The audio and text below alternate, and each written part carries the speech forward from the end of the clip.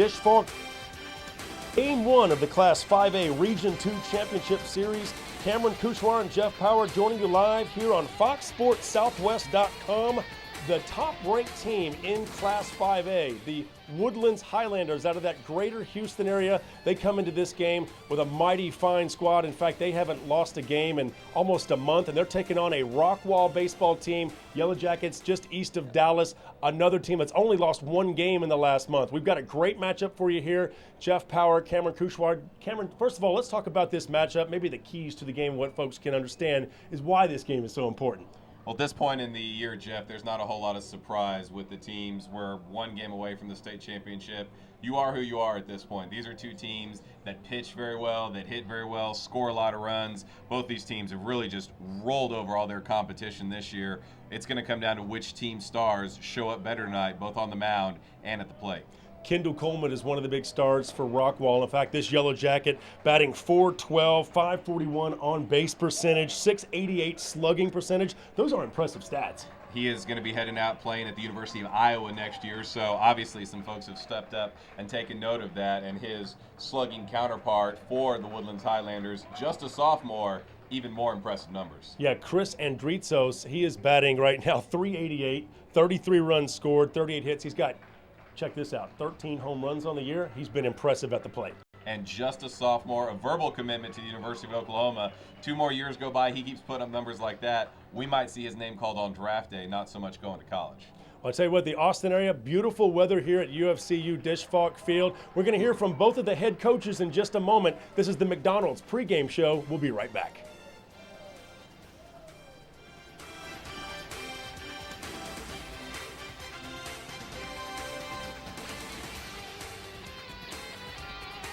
Our innermost desire is the force that inspires us to find outright delight. With any size icy cold Coca-Cola, soft drink, or sweet tea for just $1.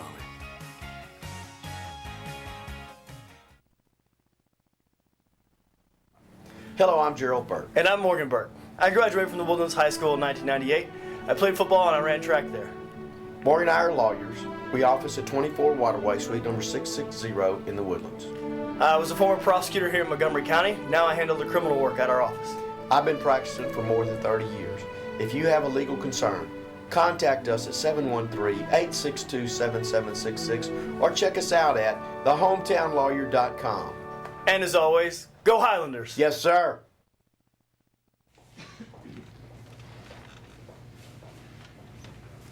Done. What'd you think about that chapter on subliminal messaging? I'm not really buying it. I'm fried. Yeah, it's been a pretty rough quarter. Well, at least we got this material down cold.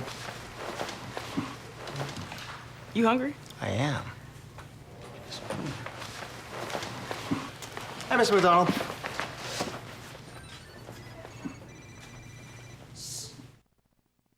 back to the McDonald's pregame show. Cameron Kuchwar down here on the field. We're joined by Rockwall head coach Jeff Payne. Coach, amongst everything else that you've got going on this week, how much better is it not having a rain delay, not being pushed out to a new stadium? You just got it nice and set, and nothing crazy's happening during and before the ball game. Yeah, really the only thing that bothered me last week was all the parents having to drive an extra hour and a half from where we thought we were. I knew it wouldn't bother the guys. We worry about only what we can control, and all year we've been calling ourselves a weird group. So the more weird the situation, the more comfortable we are. So not a problem for us. I felt bad for Mom and Dad. Calling yourselves a weird team out here. We're here at Dish Falk Field, of course, in Austin, where the University of Texas plays, a field known for having some difficulties for hitters. It's real tough to get a ball out of here. I was talking to you off the air. Said you got a lot of donkeys in your life. There are a lot of big boys who can swing a stick. Is that going to affect your offensive strategy at all tonight, knowing that it's probably going to be tough to get one out of here? No, not really. Pitching and defense, I believe, is why we're here. We do have some big guys, but I've seen the Woodlands come across here, and they're as big as we are, if not bigger. But, you know, we're big bodies, but we really don't hit a lot of home runs. We can play small ball if we have to, and if we pitch well, we'll be okay.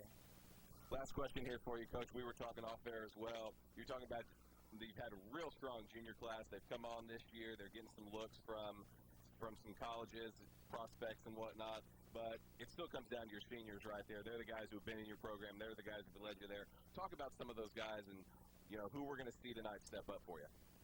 Yeah, we're pretty senior-laden up the middle. Shortstop Dustin Angel is a 3-year varsity guy. Skylar Bean at second base is a 3-year varsity guy. And Kendall Coleman in center field is a 2-year varsity guy going to Iowa next year. Might hear his name late in the draft next week. So those 3 guys up the middle, and the way senior Carson Childers has stepped up at DH, that's the 4 seniors that have really carried the load. Coach Jeff Payne joining us here in the post game. Thank you so much for a couple of minutes of your time, Coach, and good luck out there this evening. Thank you. Appreciate it. We'll be back in just a moment. We'll head on over to the Woodlands. This is the McDonald's pregame show. Back in a moment.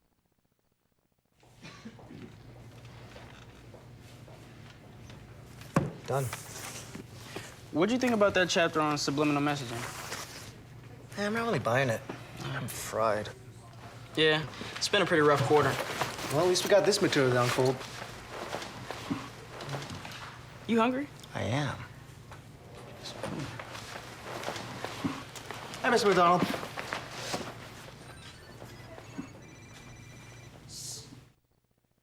Lucy. Lucy loves to shop.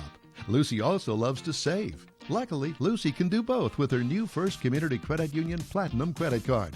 Not only can Lucy save on that new dress, she can also get those new shoes, too. Apply today and take advantage of everything a First Community Credit Union Platinum Credit Card has to offer, including a 12-month 2.99% APR introductory rate. You really can shop and save. First Community Credit Union, official credit union of the Houston Texans. Up next for Career Day, quarterback Aaron Rodgers.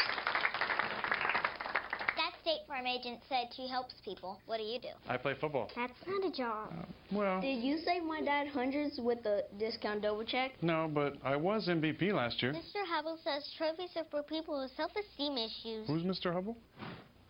That's Rod Hubble. No, it is not. For savings, we're best in class. Hey, Roger! Discount double check! Get to a better state. State Farm.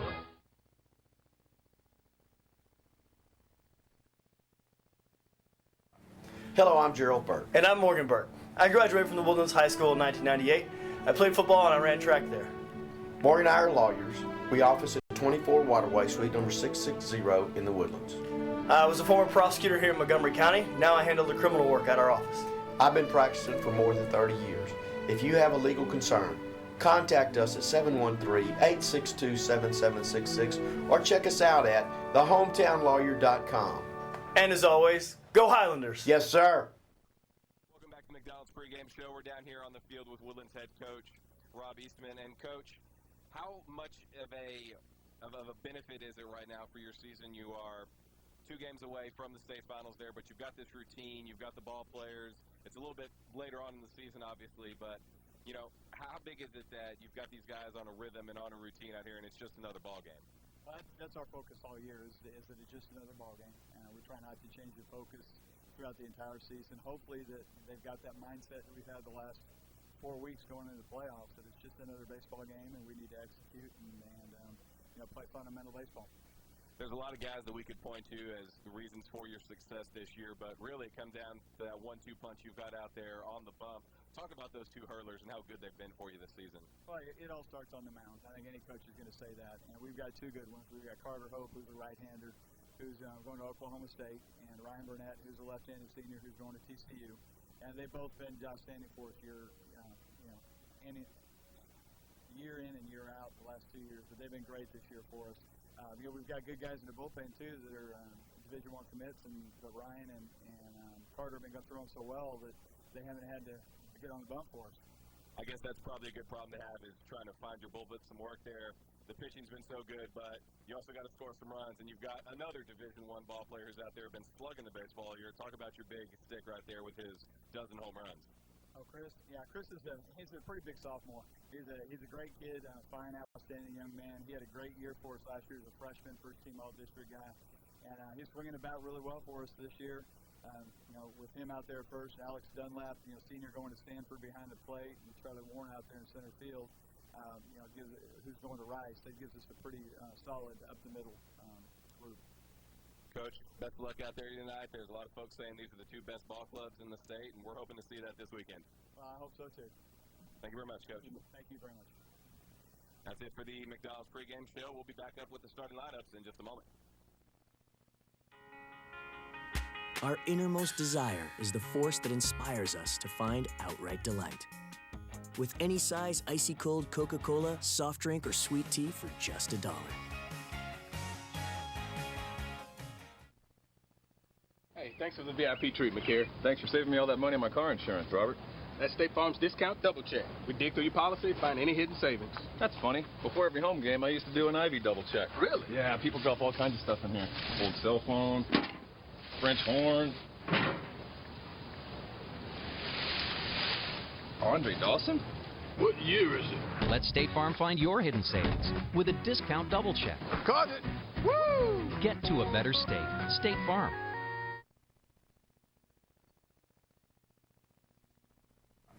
Hello, I'm Gerald Burke. And I'm Morgan Burke. I graduated from the Woodlands High School in 1998.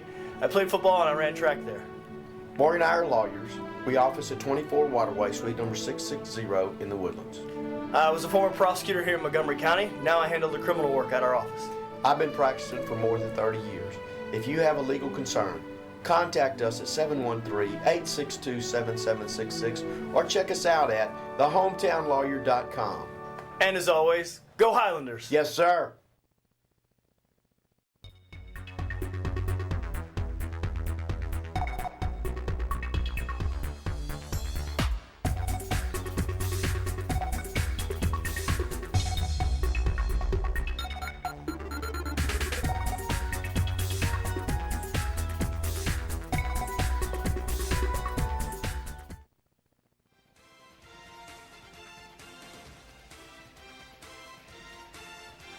Welcome back to UFCU Dish Falk Field. We've got Class 5A Region 2 baseball for you here. It's the first of a 3-game series, best 2 out of 3.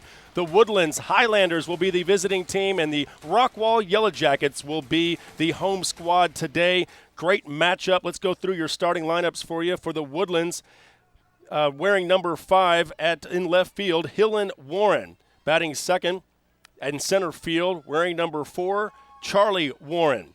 Wearing number 15, playing catcher, Alex Dunlap. Your cleanup batter at first base, wearing number 18, Chris Andritzos. 12 homers on the season, folks. Blaine Gillespie will be batting 5th and playing right field today. He wears number 6. Josh Shaw, he is your designated hitter, wearing number 99. Colby Brown plays left field. He's wearing number 11. Carter Hope is at third base. He wears number 23, and wearing number 7 in second base, Luke Shirley. On the mound today is Ryan Burnett, your pitcher for the Woodlands. And for the Rockwall Yellowjackets, batting first, playing third base, number 3, Brad Barnett. Batting second, playing left field, wearing number 4, Cole Ballou. In center field, batting third, wearing number 24, Kendall Coleman. The designated hitter, wearing number 9, Carlson Childers. Garrett Moon bats 5th at catcher, wearing number 25. Number 10, the first baseman, Kason Adams. Nick Lutzel is in right field, wearing number 13. Dustin Angel is at shortstop, batting 8th and wears number 8. And Skylar Bean is in second base, wearing number 2. On the mound, Carter Lilly. He's got an 8-2 record. He's been fantastic this season for Rockwall, and we'll see what he can do. He wears number 5. Rockwall in the black jerseys with the orange numerals and white pants. The Woodlands coming into this game with their gray uniforms with the green and red trim. Hill and Warren will get things started for the Woodlands. Batting average .325, 17 runs batted in on the season, and that all-important .393 on-base percentage. First pitch is a strike on the outside corner. Carter Lilly, the starter for Rockwall. 8-2 record, like you said. He's got a save, 2.08 earned run average, a 1.17 whip, better than a strikeout an inning. And there's ball 1 on the outside. 1 ball, 1 strike, just underway. Of course, this is the site of the Class 3A championships next week. All the other classifications will be at the Dell Diamond next week. These two teams would love to be there. Ball fouled off. Brings the count to 1 ball and 2 strikes. Third baseman creeping in for the Yellowjackets, wary of the speed, and such a huge field out here, one of the most cavernous ballparks around. It's going to be interesting to see how these fielders adjust to the size and the speed of the turf. And here is the 1-2 pitch to Hill and Warren. It is a bit high. 2 balls, 2 strikes. Carter Lilly, only 27 walks on the year, so a guy who throws a lot of strikes. He's going to make you earn it. Has given up 60 hits in 74 innings. And the 2-2 pitch, outside and low, 3 balls, 2 strikes. One of the interesting things here at Dish Falk Field, no dirt out there. That is a all artificial surface, including what looks like the dirt on camera, but no, it is actually just more grass.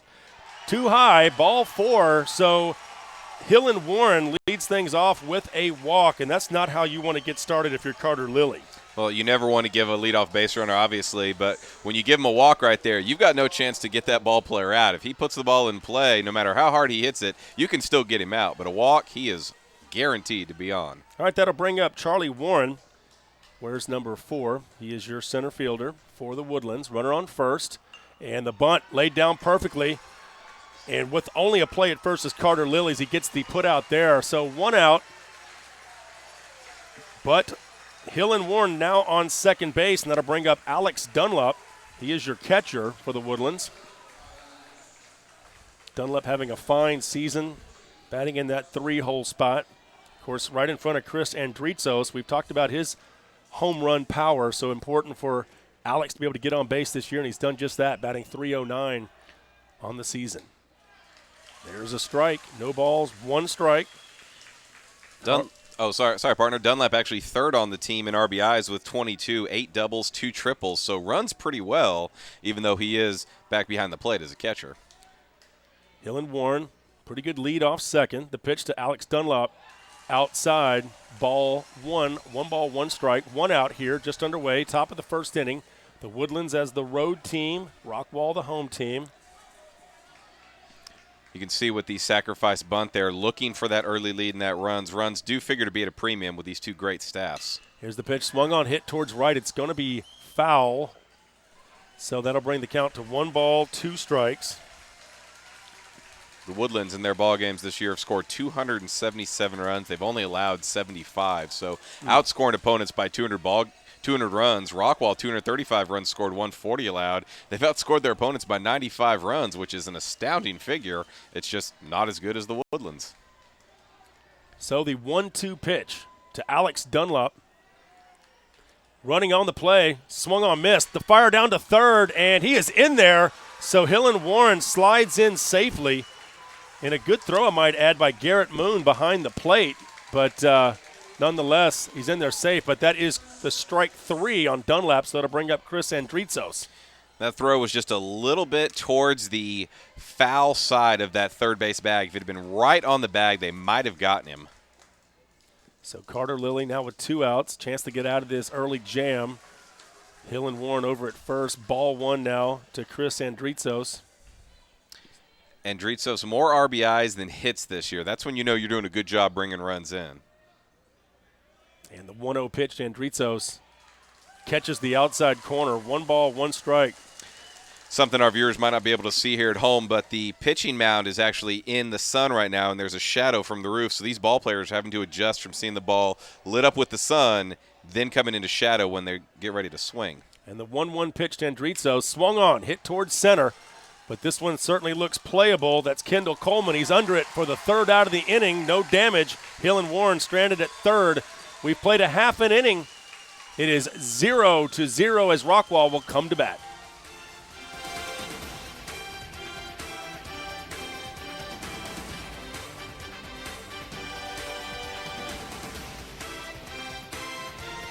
Hello, I'm Gerald Burke. And I'm Morgan Burke. I graduated from the Woodlands High School in 1998. I played football and I ran track there. Morgan and I are lawyers. We office at 24 Waterway Suite number 660 in the Woodlands. I was a former prosecutor here in Montgomery County. Now I handle the criminal work at our office. I've been practicing for more than 30 years. If you have a legal concern, contact us at 713-862-7766 or check us out at thehometownlawyer.com. And as always, go Highlanders. Yes, sir.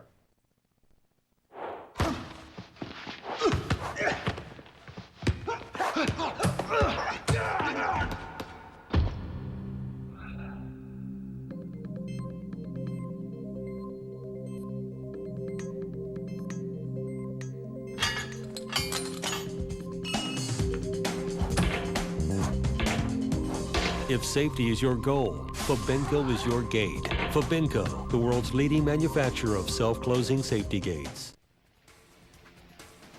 And welcome back to UFCU Dish Falk Field, where Rockwall coming up to bat now. The Woodlands unable to score in the top of the first inning. Jeff Power joining you here in the press box here, and Cameron Kushlar joining us as well. Let's go through this starting lineup real quick for Rockwall. Leading off will be their third baseman, number 3, Brad Barnett. The left fielder, Cole Ballou, wears number 4. He's batting second. Kendall Coleman, the center fielder, is batting third. He wears number 24. Carson Childers, the designated hitter, will be batting the cleanup spot, wearing number 9. And the first pitch here to Brad Barnett is in there for a strike. Garrett Moon, your catcher, is in the 5th spot. Kason Adams at first base is in the 6th spot. And Nick Lutzel in right field batting 7th. Dustin Angel at shortstop batting 8th. And Skylar Bean, second base, batting 9. 1 ball, 1 strike to Brad Barnett, third baseman for Rockwall. On the mound here for the Woodlands, Ryan Burnett. There's the pitch. And looks like it's going to be playable. And camping under it. Oh, and making a nice catch. Falling to the ground was the third baseman, Carter Hope. That's all he could do to come up with that one. That wind pushed that one a little bit back into the sunlight. Ryan Burnett off to a good start here. This is a young man who gives up a hit every 3 innings on the season, 66 innings pitched, only 22 hits allowed, and averages a strikeout and a half per inning, 97 punch-outs on the year, throwing very hard from a kind of awkward delivery point as well. That brings up Cole Ballou, batting .365, the left fielder for the Yellowjackets. 1 out, first pitch, a bit low, 1 ball, no strike. You can see it here, Burnett. He kind of twists his body and hides his arm with the delivery and then just slings his arm through late in his motion. And the pitch, strike 1. 1 ball, 1 strike. Wind blowing out just slightly to left center, not really a factor. The shadowy sun effect, more of a factor right now. Good conditions. There's a ground ball, foul. 1 ball, 2 strikes to Cole Ballou, the left fielder. Ballou out in front on that one a little bit. The first batter, Barnett, popped up foul. He was late on it there. Burnett throwing very hard out there. Curious to think how many pitchers that Rockwall has seen this year who throw as hard as Ryan Burnett. And the pitch to Cole Ballou, strike 3 swinging. Ballou goes down on strikes, and that'll bring up Kendall Coleman. Good pitch, good heater right there.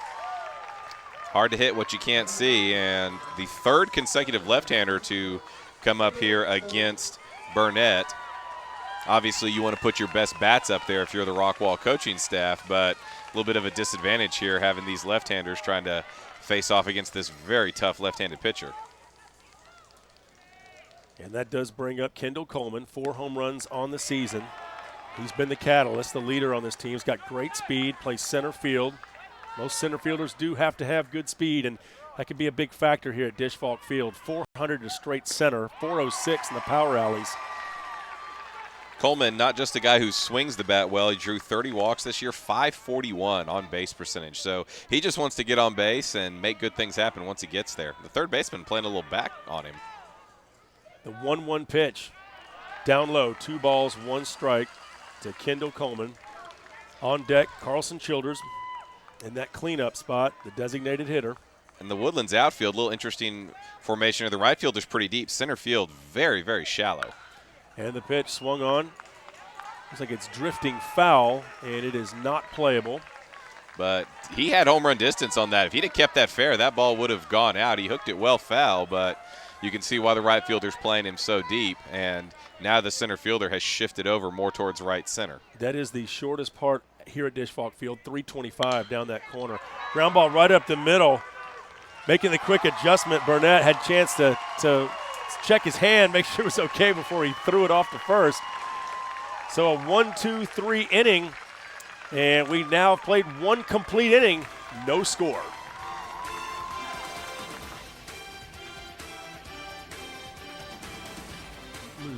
Lucy loves to shop. Lucy also loves to save. Luckily, Lucy can do both with her new First Community Credit Union Platinum Credit Card. Not only can Lucy save on that new dress, she can also get those new shoes, too. Apply today and take advantage of everything a First Community Credit Union Platinum Credit Card has to offer, including a 12-month 2.99% APR introductory rate. You really can shop and save. First Community Credit Union, official credit union of the Houston Texans.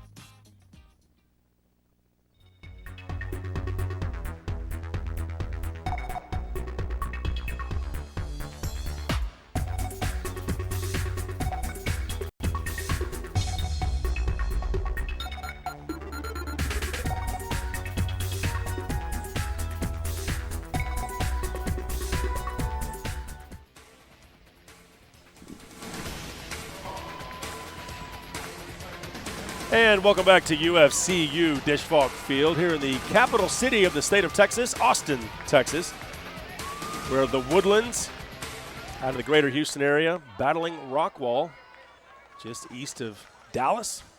Glad to have you along here on FoxSportsSouthwest.com, powered by Legacy Sports Network. First pitch here to Blaine Gillespie. The right fielder is a ball, 1 ball, no strike. Top of the second inning here. All swung on, hit towards right. Second baseman under it. Gives way now to the right fielder who makes the catch. And there's now 1 down. Blaine Gillespie going down. Josh Shaw will step up as the designated hitter.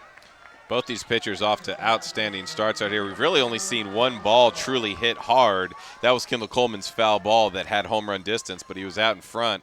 Everything else, these guys have been underneath it. We've seen a lot of pop-ups. Yeah, Nick Lutzel out there in right making that play.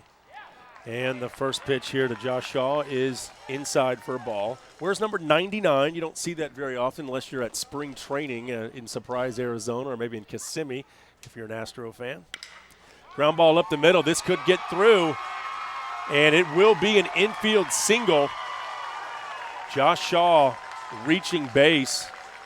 Nice effort there by the second baseman, Skylar Bean, but just no chance to make any kind of throw there by the time he grabbed the ball behind second base. Even if he'd fielded that cleanly, I don't think he would have had much of a throw there. Shaw running hard down that line, and the second baseman, like you said, Bean, he was over on the shortstop side of the bag by the time he got his glove on that ball. That'll bring up Colby Brown. Colby Brown, the left fielder. Ball is up and high to Colby Brown. So the Woodlands have had a runner on base now in both the first and now second inning. You see the stats on Brown, 299 average, 14 ribbies, at 357 on base percentage. Always good to see. Ground ball towards short. Could be a double play. There's one of it. There's the other. Double. Oh, safe. Taking him off the bag. So Colby Brown using that speed, able to reach it to first base. But they get the important put out at second. Yeah, you can see there the throw beat him there, and if the first baseman could have held on to the ball at the bag, they would have had that play. But Kason Adams, it looked like his feet just kind of got tangled up, and he just fell off the bag right there. So a fielder's choice will chalk it up as a 6-4 there. They do get the lead runner. 2 outs now. And that brings up Carter Hope.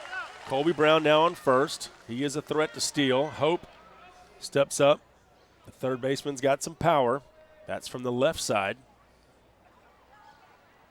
No balls, 1 strike, 2 outs. And the pitch down low, maybe a bit outside as well. 2-1 count. Carter Lilly on the mound here for Rockwall.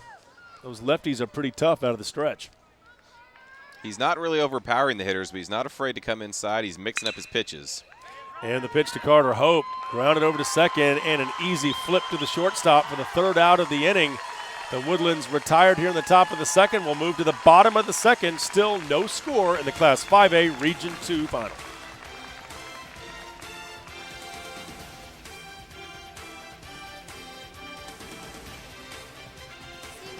Cheddar, bacon, onion. Yeah, it's tremendous.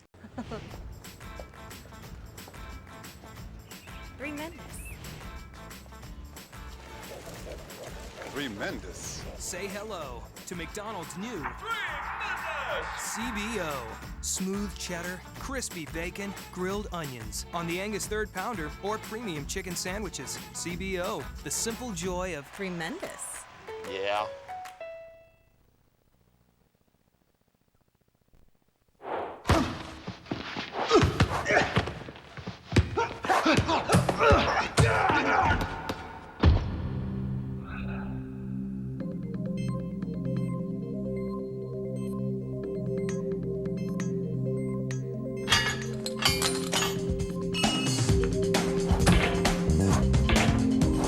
If safety is your goal, Fabinco is your gate. Fabinco, the world's leading manufacturer of self-closing safety gates.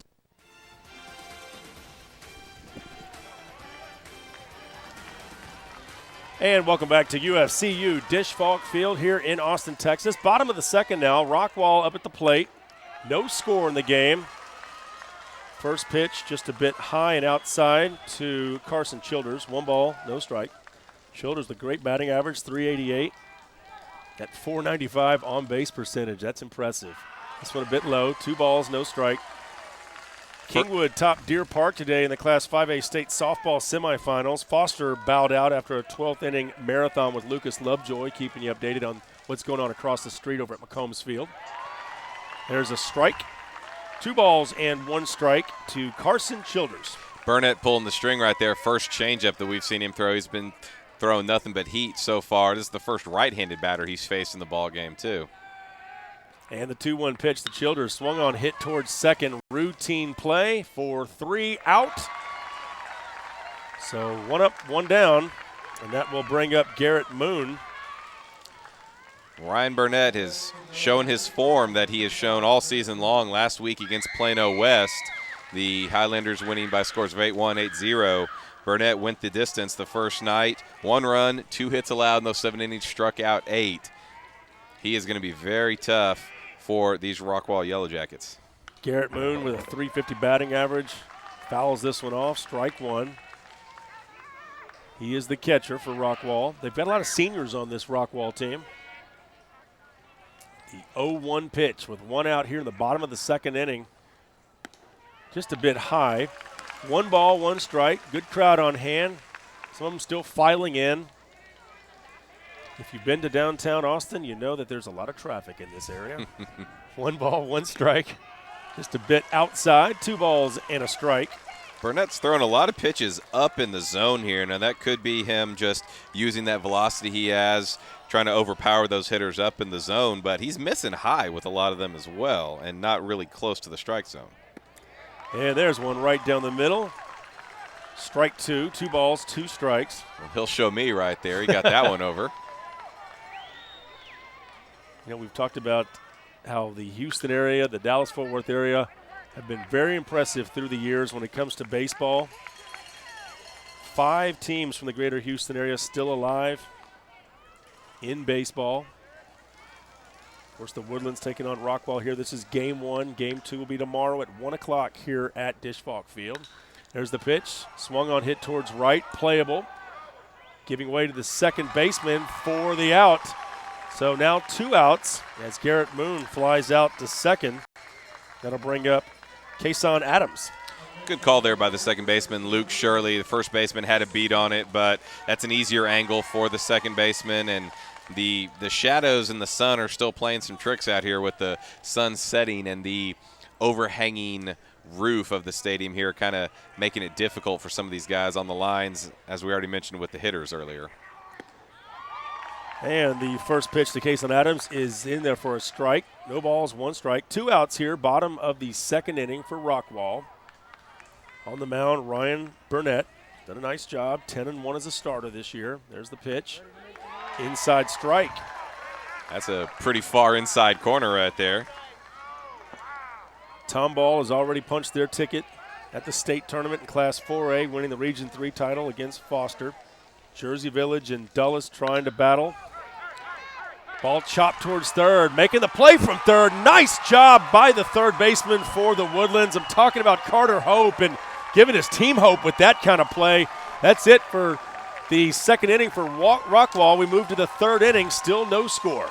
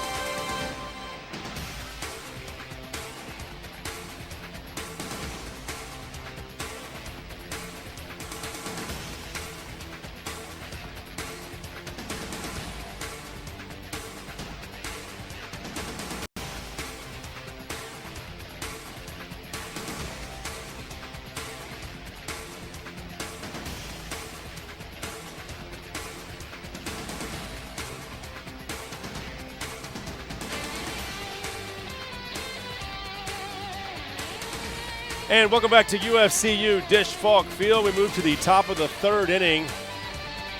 Class 5A Region 2 final here. This is a best 2-out-of-3 series. First Victoria, the oldest independent bank in Texas. Glad to have you along with us, folks. Beautiful conditions here in Austin. This is game one of the best of 3 game series. And stepping up for the Woodlands, Carter Hope just made that big play at third, and often you'll see after making a big play, they come up to the plate. That's just one of those fun things about baseball. What a great play he made, too. A slow little dribbler, chopped over the pitcher, went bare hand because that was his only way to get the out. Carter Lilly with the pitch outside. 1 ball, 1 strike. Lilly, a crafty left-hander. Rockwall's uniforms kind of reminded me of the Baltimore Orioles out there. That's a good look. That's a good uniform. And here is the pitch. Low and outside. The Woodlands looking sharp, too, with that green and gray with the red trim. The Baltimore Orioles uniform was just voted as the best-looking uniform by fans in one of those ESPN polls. We've got a fan here in the stands that's got a great look going on as well. Maybe we can get a shot of him in a minute. Ground ball hit to third, over to first. Just like that, 1 down. Carter Hope grounding out to the third baseman, Skylar Bean. Or check that, to the third baseman, Brad Barnett. Oh, you know what? That was actually Luke Shirley who made that. I mixed you up there, partner. There, Carter Hope made the last out of the second inning because the Woodlands has gotten a runner on each time. So that was Luke Shirley. We're back at the top of the order. I'm sorry. That's all right. Here's Hillen Warren, steps up. First time at bat, he had a walk. Was stranded at third. Fouls this one off. So no balls, 1 strike. Woodlands has had a base runner each inning, leadoff walk in the first and a 1-out infield single in the second, but have not been able to push anything across. Ball grounded towards second. 2 up, 2 down as Hillen Warren grounds out to the second baseman. Charlie Warren will now step up. He had a sacrifice in his last at bat. Both of these teams really good on the defensive end throughout the year, and that's something we're seeing out here. It's different playing on the artificial turf here at UFCU Dish Falk Field. Balls get to you quicker, but so far these infields have been perfect. And Warren with the grounder to second, and wow, that was a quick inning right there. 3 up, 3 down. We now move to the bottom of the third inning. Still no score, only 1 hit in the game. We'll be right back with much more here in the Class 5A Region 2 final.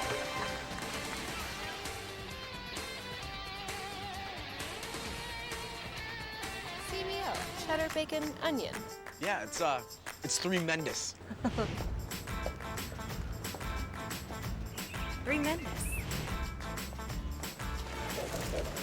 Tremendous. Say hello to McDonald's new CBO.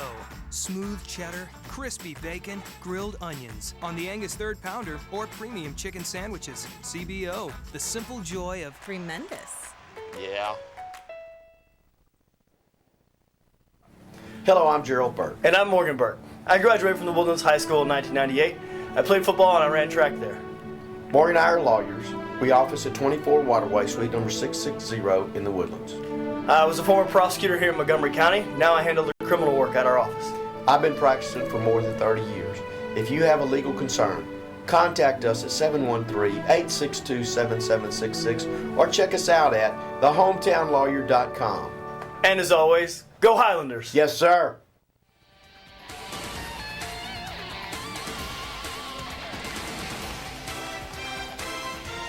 And welcome back to UFCU Dish Falk Field. We move to the bottom of the third inning. Rockwall stepping up to the plate. No score in this one, only 1 hit in the game. The Woodlands got that hit early on. And a nice outing by both Carter Lilly and Ryan Burnett. And there's a strike by Burnett to the leadoff batter here wearing number 13 for Rockwall. And that is Nick Lutzel. Nick Lutzel playing right field today. He's already made some pretty big plays out in right field. The 0-1 pitch, strike 2. You know, the Woodlands, they are ranked 4th nationally. Number 1 in the state, 4th nationally according to Max Prep's excellent 50 national baseball rankings. And there's the 0-2 pitch, strike 3. So Lutzel goes down swinging. Good morning, good afternoon, good night right there. Burnett just overpowering these hitters. I was going to say, Jeff, a lot of these Rockwall players have got really high on-base percentages. They're a team that'll work some walks. They're not afraid to get hit by a pitch right there. And, they really just like to grind out the base runners, not so much hit the ball all the time. But so far, they're not even getting that chance as Ryan Burnett is just overpowering them with strikes.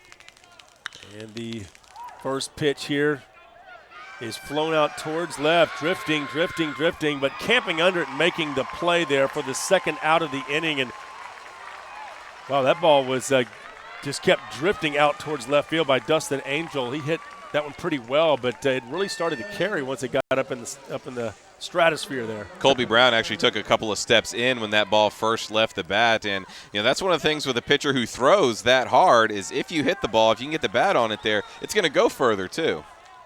All right, that'll bring up Skylar Bean. 2 quick outs here. Skylar Bean, the second baseman. Bit low, ball 1. Yeah, incidentally, Pensacola Catholic, 30-0 season. They're the #1 team overall. It was Wausau, Oklahoma, finished 36-0. And Venice, Florida, 29-3. Those were the top 3 teams ahead of the Woodlands, and those teams have already finished their seasons. 1 ball, 1 strike. This one just a bit high. 2 balls and a strike to Skylar Bean. It's a good baseball name. Ryan Burnett, 10-1, really brings the heat. Both these pitchers left-handed. This one just a shade on the outside part of the plate. They were getting that call early. Well, and he's still missing high. When he has missed outside the strike zone, it's not even been close right there. This one on the inside corner of the plate for a strike. 3 balls, 2 strikes, 2 outs. Tell you one thing, Ryan Burnett works fast. He gets that sign and he brings it. So here we go, 3 balls, 2 strikes, 2 outs. Pitch swung on, fouled out. Looks like it's not going to be playable as it hits the pad, the tarp over there. Haven't had a lot of rain in the Austin area, but I will say this, a lot more rain this year than the last couple of years. So there's actually green yards in Central Texas this year. That's a new look for us. Being a good at-bat here, he's laid off some of those pitches. He is making Burnett come to him, fouling off a tough pitch there. Seeing a lot of pitches there, and maybe can get Burnett out of that rhythm he's developed. The 3-2 pitch, strike 3 called. Skylar Bean didn't like that, but Ryan Burnett sure did.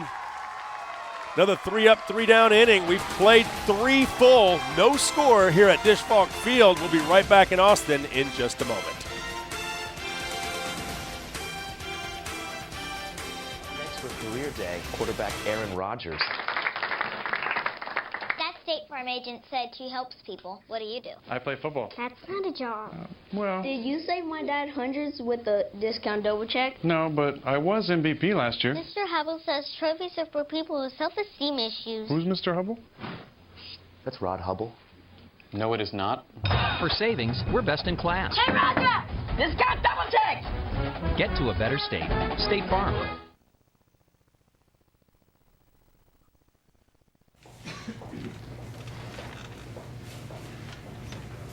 Done.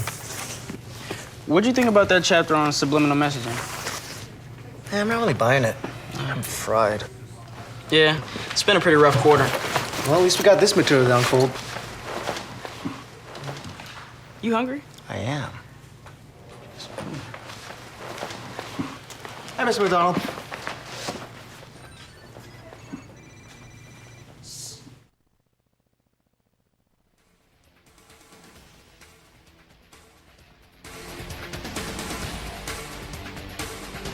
And welcome back to UFCU Dish Falk Field. No score so far here between the Woodlands and Rockwall as we start the top of the 4th inning. In fact, there's only been 1 hit in the game. The Woodlands got that in the first. Both these pitchers have just really settled into a rhythm, and neither team's getting great contact. Ooh, just missed. Yeah, that ball rocketed down the left field line by Alex Dunlop, but fair. And already over there talking to him just rather foul. quickly is Ron Eastman. He didn't like that. I think the umpire made the call on that. He immediately jumped on it and signaled that it was a foul ball there. It was very, very close, but I think it just got foul before it could get around that bag. That was extra bases for sure. Yeah, it had a chance, but it was unclear from our vantage point as to whether or not it crossed right over the bag or maybe just to the outside of it. But I'll tell you what, the third base ump there, Mark Bleding, was there for the call. By the way, behind the plate, Rodney Langford. He is the home plate umpire. Rick Miller at first, Jerry Johnson at second, and Mark Matera at third. Good changeup right there by the pitcher, Carter Lillis. Second time through the rotation right now, so as a pitcher, you've got to see if those hitters have made adjustments to how you got them that first time. All right, 1 ball, 2 strikes. Swung on, fouled back. Count will remain at 1-2. Carter Lilly, left-hander, 8-2 on the season. Hear the fans saying, come on, Carter. Get Carter. Here we go. And this one's strike 3 on the outside corner of the plate as Dunlap goes down swinging. That'll bring up Chris Andritzos. 12 home runs on the year. He's been the power supply for the Woodlands.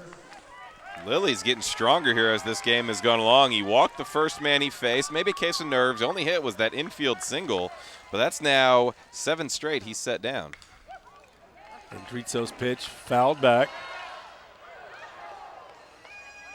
Andritzos, he's only a sophomore. He's already verbally committed to OU. He's had 10 multi-hit games, including 3-for-3 game with 5 RBI and a homer against Lamar. This ball hit towards left. It's got a chance to be a gapper, and it drops in. Andritzos headed into second, and he'll have a stand-up double. Great piece of hitting right there by Chris Andritzos. He winds up at second base. He really hit that pitch right on the nose. Took it out to the scoreboard. And a great piece of defense right there that's really not going to show up by Kendall Coleman. He was the first one to touch that ball, but his momentum was carrying him into the wall. He's a left-handed thrower. He tossed it to his left fielder, Cole Ballou, who immediately was able to fire it into the pickup man and keep Andritzos from even thinking about a triple.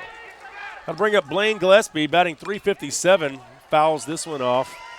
So the Woodlands with a runner in scoring position. They've got the only hit in the game, a single in the second. That's really the first really, truly hard hit ball out in the field that we've seen. Seen some pretty routine grounders and fly balls before all that. Yeah, Josh Shaw had an infield single earlier. No balls, 1 strike to Blaine Gillespie. Swung on, hit towards third, but foul. 0-2 count now. He's been jammed on these first 2 pitches by Lilly, coming inside on him, not letting him extend his arms and get any kind of power on that. He might have him set up to throw something soft and away right now. No balls, 2 strikes. Andritzos, pretty good lead off second. Here's the pitch. Swung on, strike 3. Gillespie goes down swinging. That'll bring up Josh Shaw, who has the only hit of the game. I think I just set that up, didn't I? The slow and off speed away from him there, busted him in with 2 fastballs. Just good, solid pitching there by Lilly, and more importantly than just thinking about it, he's executing it as well. Josh Shaw at the plate now, fouled back. Just missing that one. These Woodlands hitters are not being cheated on their swings, are they? They are taking some big hacks up there. Shaw with a .294 batting average. 17 runs batted in so far this year. No home runs for Shaw. He's got some extra base pop with doubles and triples, and it's really scattered up and down through this Woodlands lineup. They've got some guys who have the home runs. Of course, Andritzos is the big one, but they got a lot of guys who can hit a double, who can hit a couple of home runs, and can run. Andritzos on second. The pitch to Shaw, a bit high. So the count, well, appears to be 1-1. 2 outs. Josh Shaw with the only hit of the game. Could use one right here for the Woodlands. Here's the pitch. Strike 2. 1 ball, 2 strikes.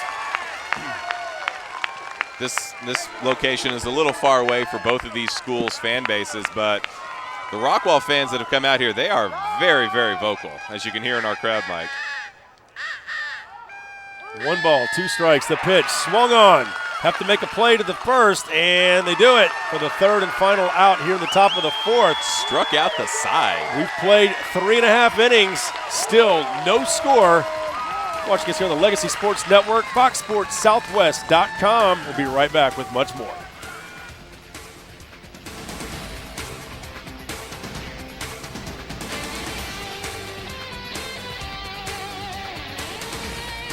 Hello, I'm Gerald Burke. And I'm Morgan Burke. I graduated from the Woodlands High School in 1998. I played football and I ran track there. Morgan and I are lawyers. We office at 24 Waterway, Suite number 660 in the Woodlands. I was a former prosecutor here in Montgomery County. Now I handle the criminal work at our office. I've been practicing for more than 30 years.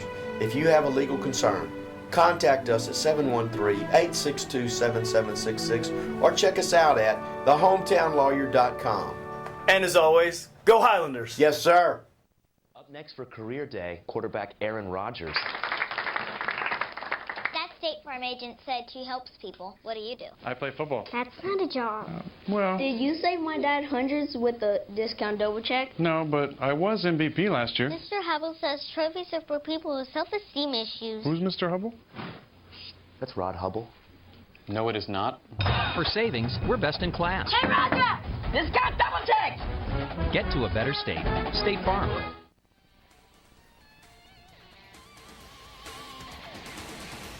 And welcome back to Austin, Texas here at UFCU Disch-Falk Field. Well, we've played 3.5 innings, no score. In fact, the Woodlands with the only 2 hits of the game. You know, the Woodlands have had their base runners there. They got a runner as far as third in that first inning. Andrizos with a 1-out double last inning. But Carter Lilly is just getting out of it, using that guile. Brad Barnett steps up to the plate. He popped out to third in his first at bat. Second time that these Rockwall hitters will have seen Burnett, and hopefully the guys who were not hitting at the moment were in the dugout checking him out, see if they've been able to catch up to that speed. And that always does make a difference. You hear the Yellowjackets got their crowd going. Got those ball bearings in those milk jugs. That's our fan wearing the bright orange wig down there, too. That can't be very temperature comfortable down there. It's a warm evening. And there's a strike, 1 ball, 2 strikes in the bottom of the 4th inning. Burnett has really painted that corner a few times. Seems to be overcoming some of that wildness issues that he had. And here is the grounder back to the pitcher. He's going to have to take it himself and does a nice job of racing over there. So it's Ryan Burnett outrunning Brad Barnett to first base and making the out. Little indecision there by the first baseman, thinking he was going to have a play on it there. And I have to ask if Brad Barnett had just legged it out there, not tried to slide. A slide, by definition, slows you down. You're better off just running through the bag. So 1 out here, and that will bring up Cole Ballou. 365 average, 30 runs batted in. And there's a ball, 1 ball, no strikes. If you're Rockwall at this point, you've got to be thinking about just getting a base runner there. Force Burnett to pitch out of the stretch. A lot of pitchers don't like throwing out of the stretch as much as the windup. And this one a bit low, 2 balls, no strikes. Rockwall with 7 losses on the season, but they've been on fire lately. Only lost 1 game in the last month, and that came to Plano. They are 33-7 overall. Of course, the Woodlands haven't lost in the last month. They have swept all their playoff series. #1 team in the state for a reason. 2 balls and 1 strike now to Cole Ballou. We were going over all the stats here and see Rockwall 33-7, 95 more runs scored than allowed. You think, wow, that's just a dominating team. Then you see the Woodlands, only 3 losses, 200 runs scored more than they've allowed. And there's a swinging strike 2, so 2 balls, 2 strikes. Both pitchers have been very dominant here in the early going. Ballou, who struck out last time. Whew, good eye right good there. Eye, yeah. It was tight. Count is full now, 3 balls, 2 strikes.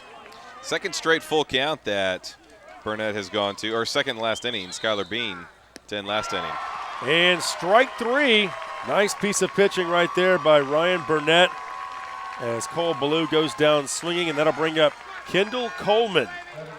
Ballou chased ball 4 right there. It was a breaking ball well off the plate and low, but you have to get geared up for that fastball from Burnett, and just couldn't slow his bat down enough. Kendall Coleman, you see that batting average, .413. Not a lot of home runs, but those 4 home runs leads the team. Strike 1.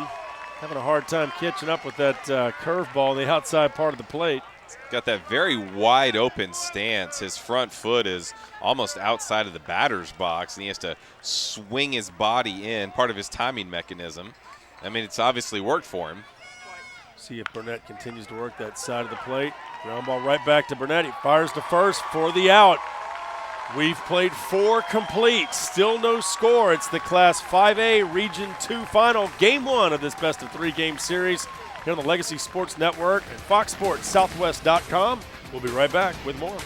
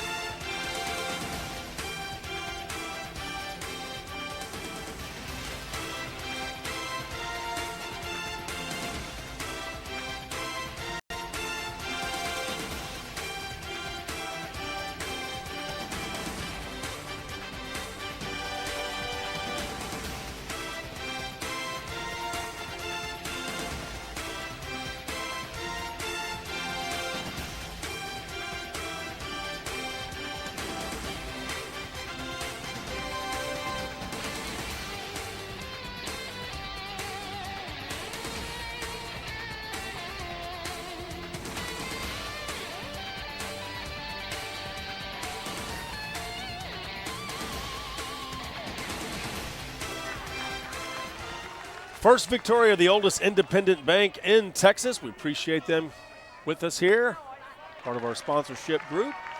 First pitch here to Colby Brown is a ball, 1 ball, no strikes. He is the left fielder. 7, 8, 9 spots due up here. If anyone reaches base, they'll get to the top of the order again. Yeah, he grounded out to the shortstop in his first plate appearance on a play to second. So 1 ball, 1 strike now to Colby Brown. And the pitch, pulling the string there. Nice piece of pitching by Carl Lilly. It's a great straight changeup there by Lilly. There is really nothing more effective than that pitch. Carter Lilly using the off-speed pitches to perfection. This one, strike 3. And Colby Brown goes down swinging. That'll bring up Carter Hope. That's Lilly's 5th strikeout of the ball game. He only had 1 the first time through the order. As I said, he's been getting stronger. The last 4 outs that he has recorded, all swinging strikeouts. Both these pitchers just bringing their A games. And bringing up to the plate now, Carter Hope. First pitch is a ball, 1 ball, no strikes. Carter Hope at the plate. Luke Shirley on deck. 0-0. Only 2 hits in the game, both by the Woodlands. Chris Andrizos had a double in the 4th inning. And, of course, the single by Josh Shaw was an infield hit. Carter Hope now, 1 ball, 1 strike. There's strike 2. Kendall Coleman playing a very deep center field right now. He's shaded over slightly to right center, but he started the game much shallower, and then Andrizos got that double past him. He's retreated quite a bit. Strike 3. That'll be the 2nd out of the inning. Yeah, the catcher thought it was the 3rd out there. Garrett Moon, maybe he's trying to pull a fast one on our umpire right there. But, boy, Carter Lilly, it's like that first time through the lineup and a couple runners getting on base just made him mad. He is dominating. Well, he's actually struck out 5 in the last 6 batters he's faced. He's got it going on now. 2 outs. They're in the top of the 5th inning. The Woodlands playing as the road team today. They've done quite well this year in neutral site games, by the way, 17-2 in neutral sites. The 1-0 pitch a little bit high. 2 balls, no strikes. I have to think that was part of the plan by Coach Eastman. He knew he had a good ball club this year, and he knew that once he got into the playoffs, they'd be facing a lot of neutral site games, not a lot of home field, so take advantage. Ground ball hit towards third, and the fire over to first. Nice play by the third baseman, Brad Barnett. That'll do it. 1, 2, 3, go the Woodlands in the 5th. We move to the bottom of the 5th inning, 0-0.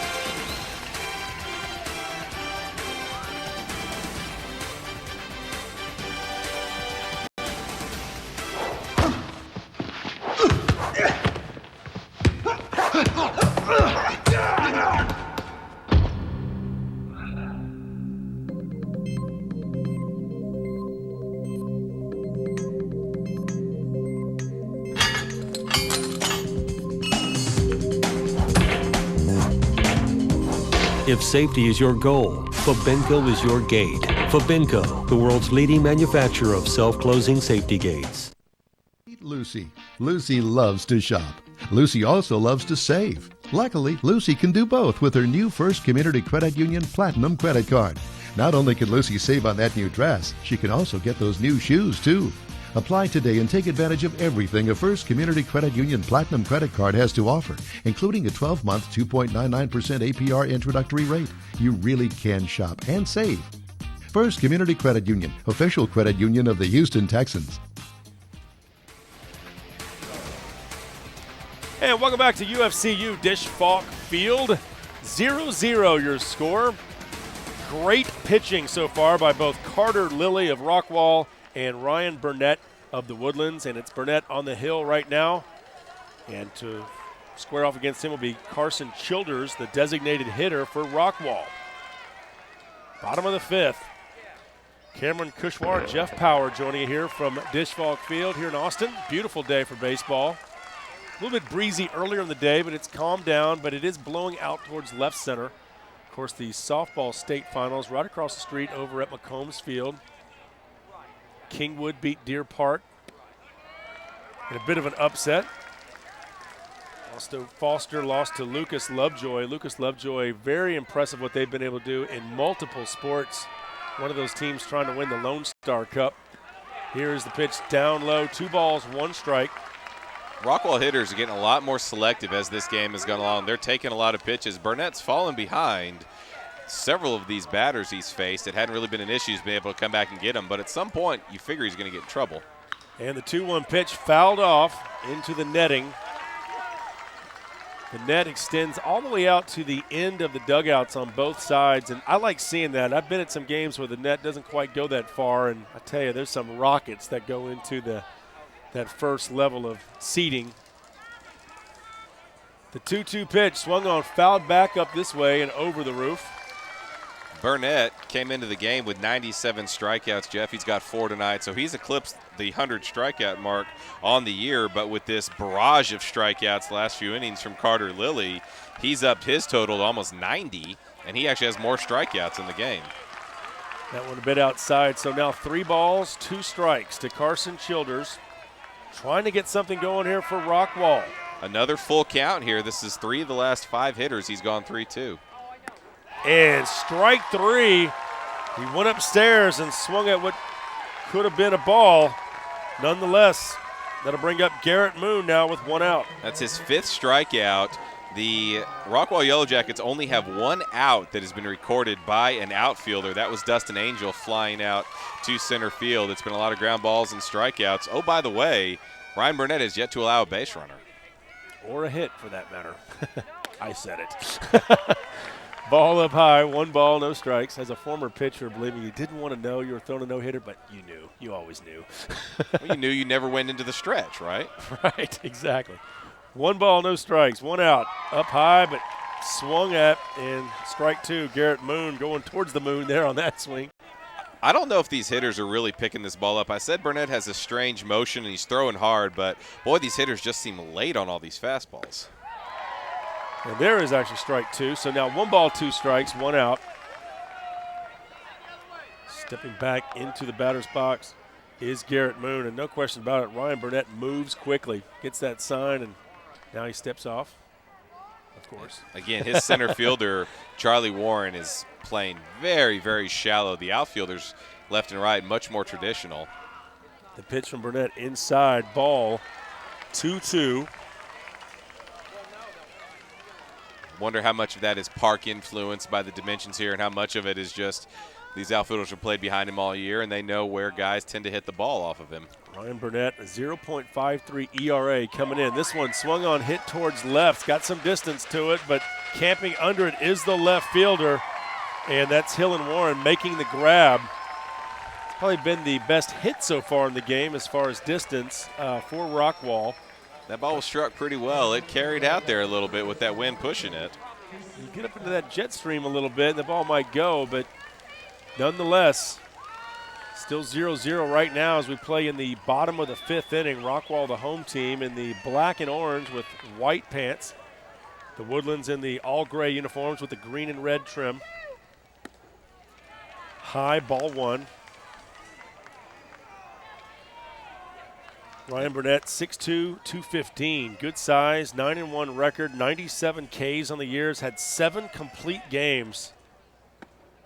66 innings pitched in those complete games. He's just really done a nice job of being a workhorse. And again, he's fallen behind these hitters here. Rockwall just taking some of these pitches here. Maybe they're seeing him a little better. They're seeing the movement on his offerings as this game has gone along. They're still late. The 2-0 pitch, fouled back. Ping off of the roof here at UFCU Dish Falk Field. And at this point now, the pitcher's mound is completely in the shadows as well. The lights aren't on yet here.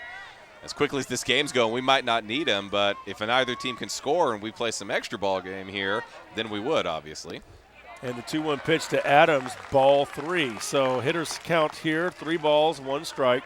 By the way, Ryan Burnett is headed to TCU, and he's been selected to play in the Texas High School Coaches All-Star Game.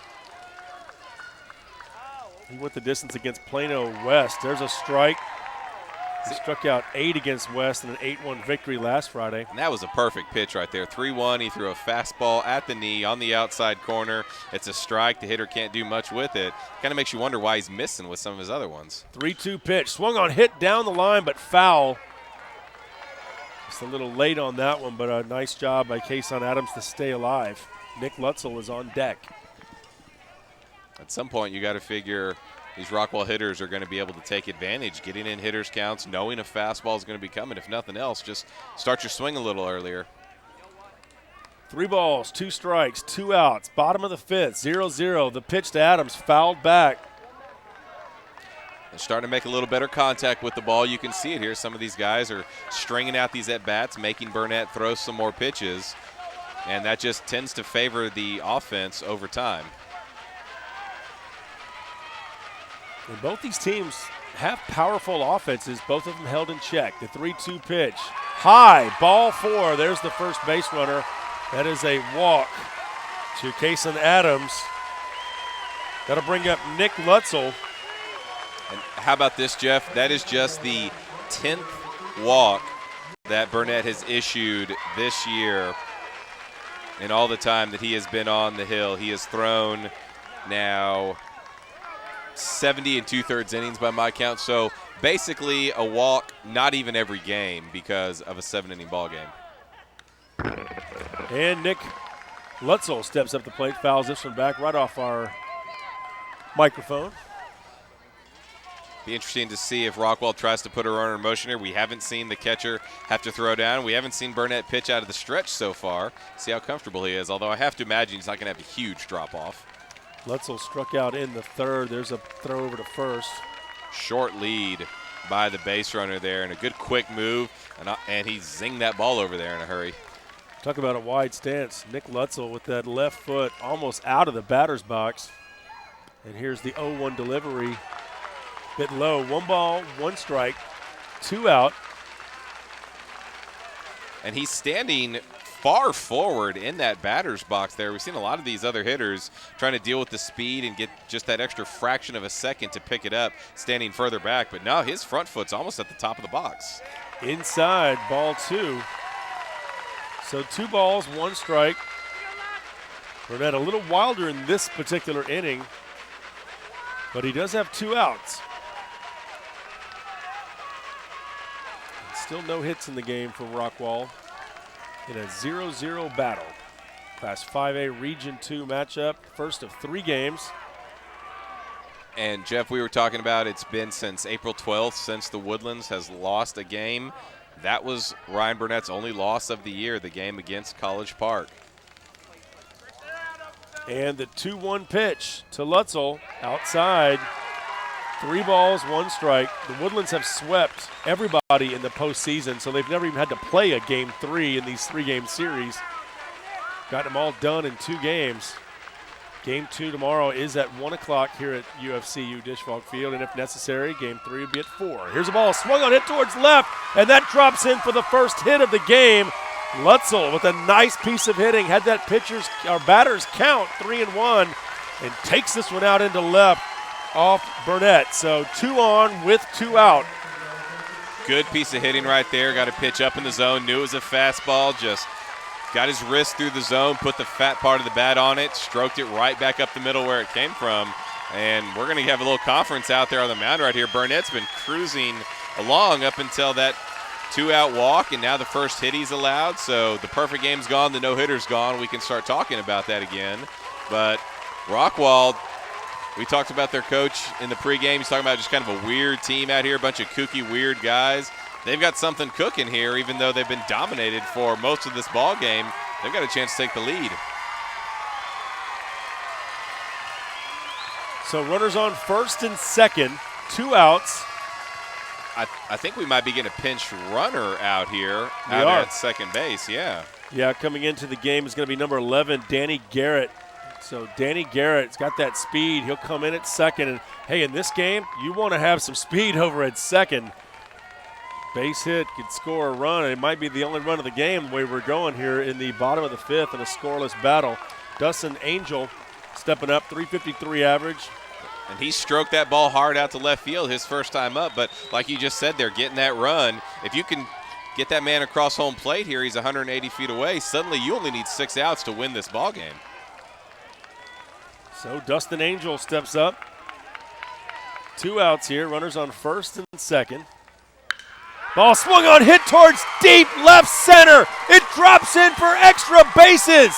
Scoring on the play is Danny Garrett. They're waving in run number 2, and that is Nick Lutzel. What a piece of hitting by Dustin Angel. The double, and just like that, Rockwall puts a 2 spot on the board against the Woodlands here in the bottom of the 5th inning.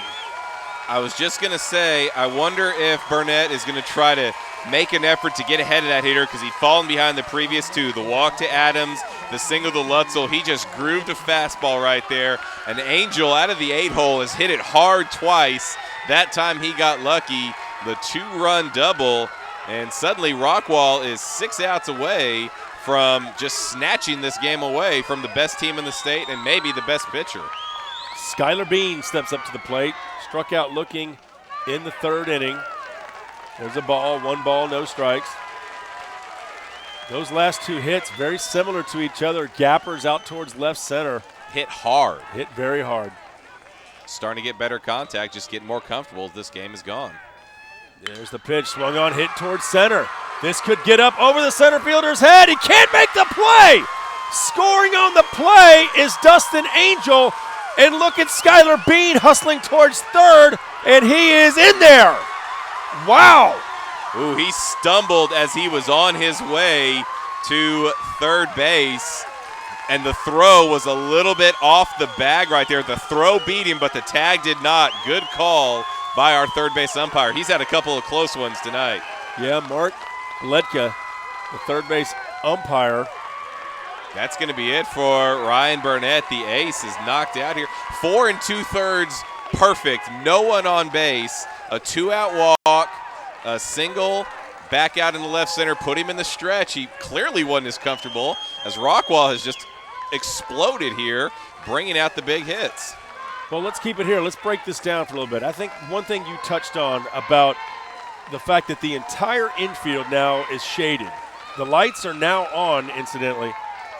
Could be a factor. I mean, the fact that these players are maybe seeing the ball just a little bit better. And when you've got a guy who's throwing gas like Ryan Burnett is, you need every advantage you can get. You don't want to be seeing a pitcher in sunlight and the batter in the shade. So it makes a difference. You saw it. The guys were late the first time through the order there. A lot of foul balls just off the end of the bat. A lot of strikeouts when it looked like the pitch was already by him. But this time it's like they've started their swings earlier. They're trying to hit that fastball, not going for his off-speed stuff. And, yeah, when you know a fastball's coming, you start your swing, get the head of the bat out on it, you're going to have more success. The bullpen for the Woodlands is getting up. Right-handers out there. I guess they didn't count that first one as a visit for the Woodlands there because they didn't have to make a substitution. Pitch on the outside. Nice job scooping it up was Alex Dunlop. This is Brad Barnett at the plate. All this has happened with 2 outs. Again, after not having a base runner for 4 2/3 innings. Baseball's a funny game like that. You get a walk just to get something started, and that's why you got to get 3 outs every inning and 21 outs a game. Ground ball right back to the pitcher, and Ryan Burnett to first for the final out of the inning, but not before Rockwall puts up 3 runs here in the bottom of the 5th inning with 2 outs with a walk, a single, a double, and a triple. How about that? Very impressive. Rockwall up 3-0 now as we move to the top of the 6th inning. You're watching us here on Fox Sports Southwest.com, powered by the Legacy Sports Network.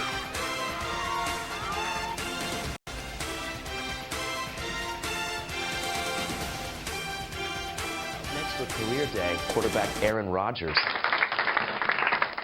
That State Farm agent said she helps people. What do you do? I play football. That's not a job.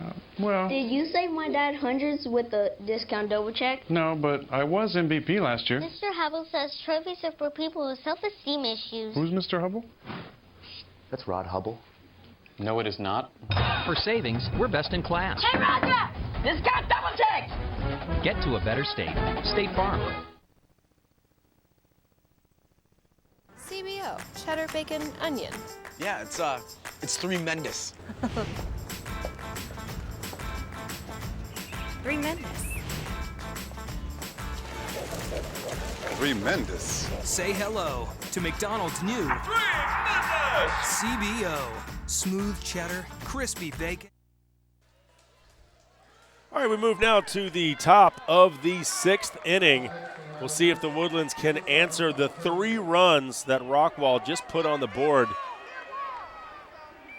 Jeff Power, Cameron Kushwar joining you here from UFCU Dishfalk Field in Austin. The wind blowing out towards the left. It's picked up just a bit. And I'm sure for Ryan Burnett, he felt like it picked up just a bit too much that last part of the inning. And there's a base hit to left. So who knows? Both teams now all of a sudden starting to get things going offensively. Hill and Warren with the single there to left off Carter Lilly, who's been really fantastic over there, especially the last several innings. Top of the order here for the Woodlands. This is the 3rd time through the order that they're getting to see this, so maybe they're getting more comfortable as the game has gone as well. Swung on, hit towards left is Charlie Warren, and it's going to drift foul. Wow. That was distance. That was a home run to the opposite field out there, and it looked like it was going to go well foul, but it just kind of hung out there in the field. That was awful close to a 2-run bomb. That's all it takes. It's only 340 down that left field line. The right field line is 325. Only 340. That's still longer than a lot of major league ballparks. Yeah, there's a reason why the University of Texas likes to play small ball. It works for the dimensions of this field. Just missed right there, did Lilly. I might try to come inside after seeing that power the other way. 1 ball, 1 strike. And the pitch to Warren. Outside, 2-1. Woodlands trying to answer here. You know, if you're the Woodlands, you'd think maybe they'd like to try to steal a base. Hill and Warren stole 3rd in the 1st inning. You'd like to get some runners going and make something happen, but you only have 6 outs to work with. You can't lose an out on the bases. Ooh, a nice off-speed pitch, apparently a bit high. Lilly has a 2.08 ERA and a 1.17 whip, which, of course, is the walks, the hits, innings pitched. 83 strikeouts on the season prior to this game, and there's a walk right there. Nowhere near. And he's only allowed 27 walks coming into this game. So when you have that 3-0 lead, nothing can disappoint a coach more than to put the first 2 men on base, especially with a walk involved, when you've got a 3-0 lead, a lead you haven't had every other inning you've pitched, which has been 5. Carter Lilly had set down 10 of the last 11 batters he had faced, 5 of them via the strikeout. He had really been cruising along right there. Let's go back to your playing days there, Jeff. You said you were a pitcher. How did you like having to sit in that dugout for a while after you'd been in a rhythm? Your team's out there scoring your runs. That's great, but Carter Lilly was in that dugout for quite some time. Did that ever throw you off when you were out on the mound? I just think that, you get into a groove as a pitcher. I mean, he had at one point had struck out 4 of the previous 5 batters, and then with 2 outs in that last inning, walk, single, double, triple. Something gave way there in that last part of the inning. Here's a pop-up towards right, drifting. Second baseman coming over now, and it drops in for us. Apparently an error, but there's a throw at second. We'll see. That'll be a fielder's choice, actually, because no one got a glove on it there. Poor communication by the first baseman and the second baseman for Rockwall, and neither of them were close when the ball actually landed. That's a fielder's choice pop-up. That's the only way you can score that. I guess there's no infield fly rule. No, they didn't call it there. They could have called it, but the umpires chose not to. All right, runners on first and third now. And that will bring up Chris Andritzos. He is the man when it comes to home run power. And that's exactly what the Woodlands needs right now, down 3-0 with 2 runners on base. Well, he is the tying run here, and Lilly, despite his struggles this inning, he's handled the rest of this lineup. They're going to pitch very carefully to Andritzos. I wouldn't be surprised if they possibly issued one of those intentional walks where you just never give him a good pitch to hit. But then again, you don't want to load the bases, even with 1 out, with a double play still in order. So only 1 out so far. But, I mean, after Andritzos, the rest of the order, the 5 through 9 spots, is a combined 1 for 10. That one just a bit high to Andritzos. 12 homers on the game. Flew out to center in the first. 12 homers on the game? That'd be a big game. In the season. Popped out to center in the first, had a double in the fourth. This one swung on, hit towards right. It's going to be in there for extra bases. 1 run is in, and Andritzos headed to second, and they're going to wave another runner home. And the play at the plate, in there, safe.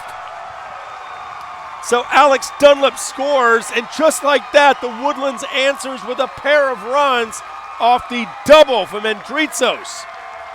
Second double of the ball game. They have 4 hits. Andritzos with a pair of them for 2 bases. He hit the ball pretty hard his first time.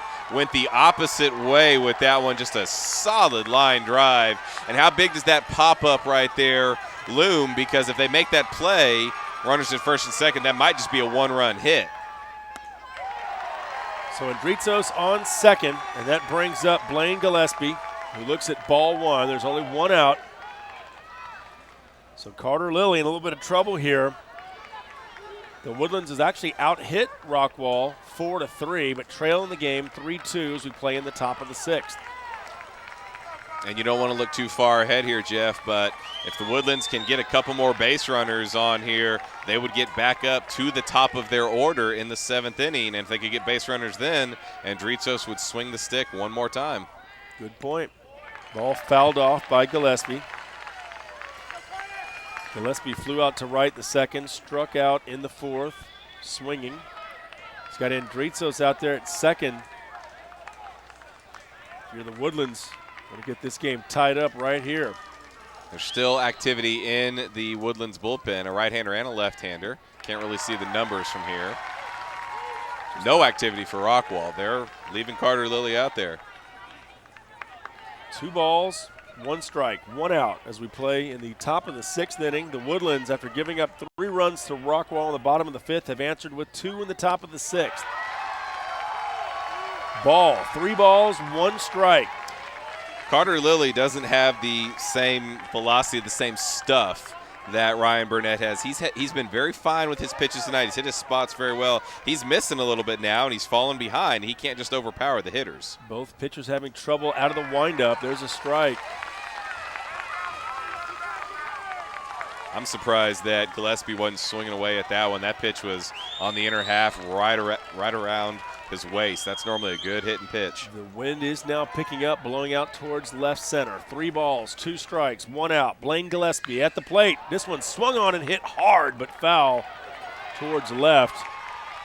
Way out in front of a changeup. The Rockwall bullpen now is going to get some activity going on out there. It looks like Alec Weiss, who leads their team in appearances and figured to be our Game 2 starter tomorrow at 1 o'clock, but it might not be waiting. First one first. Yeah, exactly. Well, we'll have that second game tomorrow regardless, but if you can steal the Game 1 victory, you do it.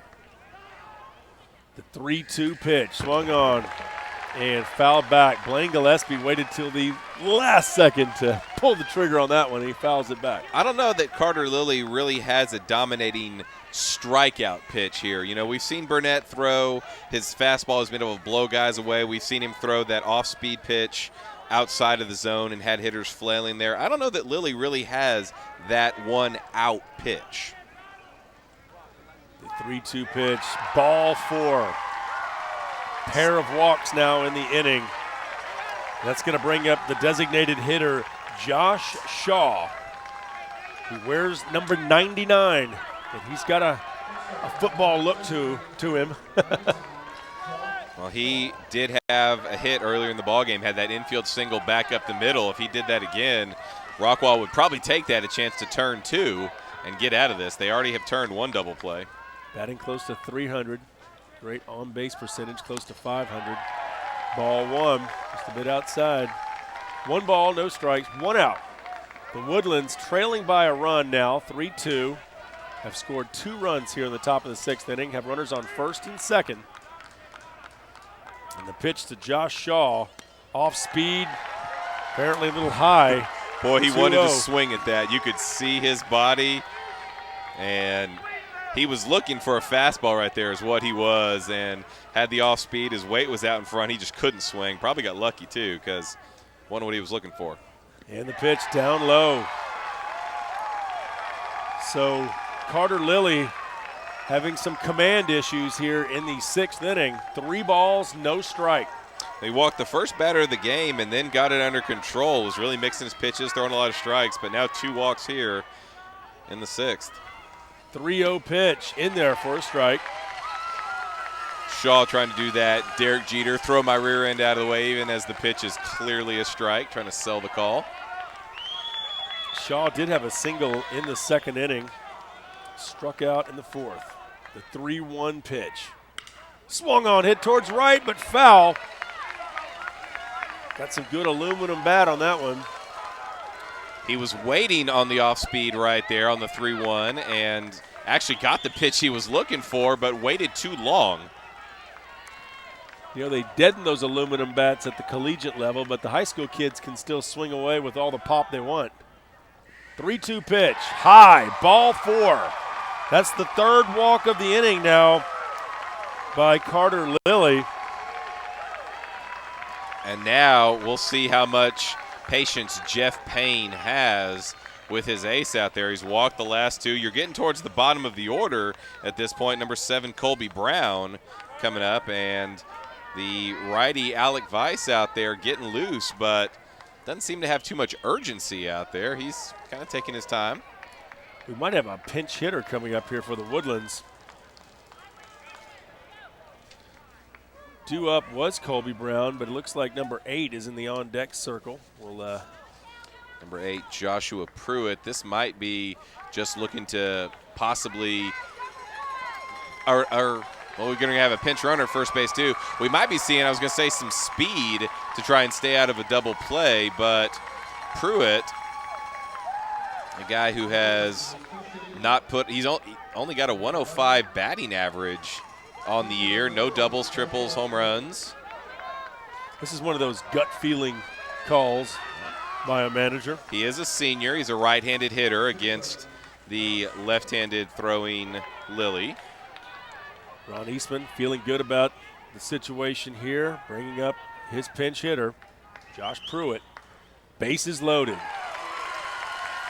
Goes for a low and outside pitch, swinging strike 1. Barnett coming in at third base. He has several steps in front of the bag when that ball's delivered. They're double play depth in the middle infield. The first baseman playing behind the runner, not keeping him on. The 0-1 pitch to Josh Pruitt. Off speed, grounded towards third. There's going to be a possible play at the plate. No, sir. I have to imagine they're going to score that as an error. It hit Barnett in the glove. It hit him right on the heel, kind of popped out right there. Yeah, they scored it as an E5 because he was looking to make the play at home. He would have had it if he'd have fielded it cleanly. Yeah, Brad Barnett, I think he was trying to, at first he couldn't decide if he wanted to just pick it up and shovel it home, and then he had no choice. He had to do it. The second time he actually picked it up. And Andritzo's hustling all the way to make that happen. So no RBI there on the error, but the run scores just the same, and now the Woodlands a chance to take the lead after they gave up 3 in the bottom of the 5th. And the pitch here to Carter Hope. Swinging strike. No balls, 2 strikes. Bases still remain loaded. 3-3 as we play in the top of the 6th inning. It's a 7-inning game, folks, at the high school level. Hope at this point might just be looking to get a fly ball out there into the outfield and let his runner tag up at third, come home and score. Just don't hit into a double play at this point, or don't hit it right at somebody on the infield. The Woodlands probably takes the lead. Yeah, sac fly is perhaps what Carter Hope's looking for, and that could be it right there unless he gets over his head. And it's going to be extra bases. Carter Hope with a double. 1 run scores. Here comes another. And the Woodlands have put a 5 spot on the board here in the 6th inning. That's one way to answer Rockwall's 3.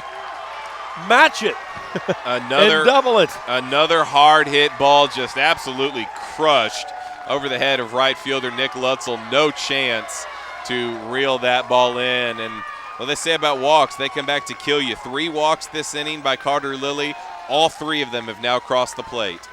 And there is going to be a pitching change. So Carter Lilly appears to just basically run out of gas here in the 6th inning despite having a 3-0 lead. He'd pitched so well for 5 innings, but just could not find the plate with the kind of control and command he had earlier in the game. And when he did, the Woodlands were teeing off on it. So Alec Weiss comes in, and an interesting move here, down right now 5-3 to bring in your possible Game 2 starter. Well, and Alec Weiss, a guy who's appeared in 17 ball games this year, so almost half of all of Rockwall's baseball games. So coming out of the bullpen, but 6-1 record, and a guy who, again, more than a strikeout per inning, good stuff out there, but 47 walks on the year. So sometimes maybe a little bit of trouble harnessing those pitches that he has, and he's in trouble here with runners at second, third. He's got to hope that he can get out of this inning without further damage, as the Woodlands Highlanders are batting around this inning. Already 8 men sent to the plate, just 1 out recorded.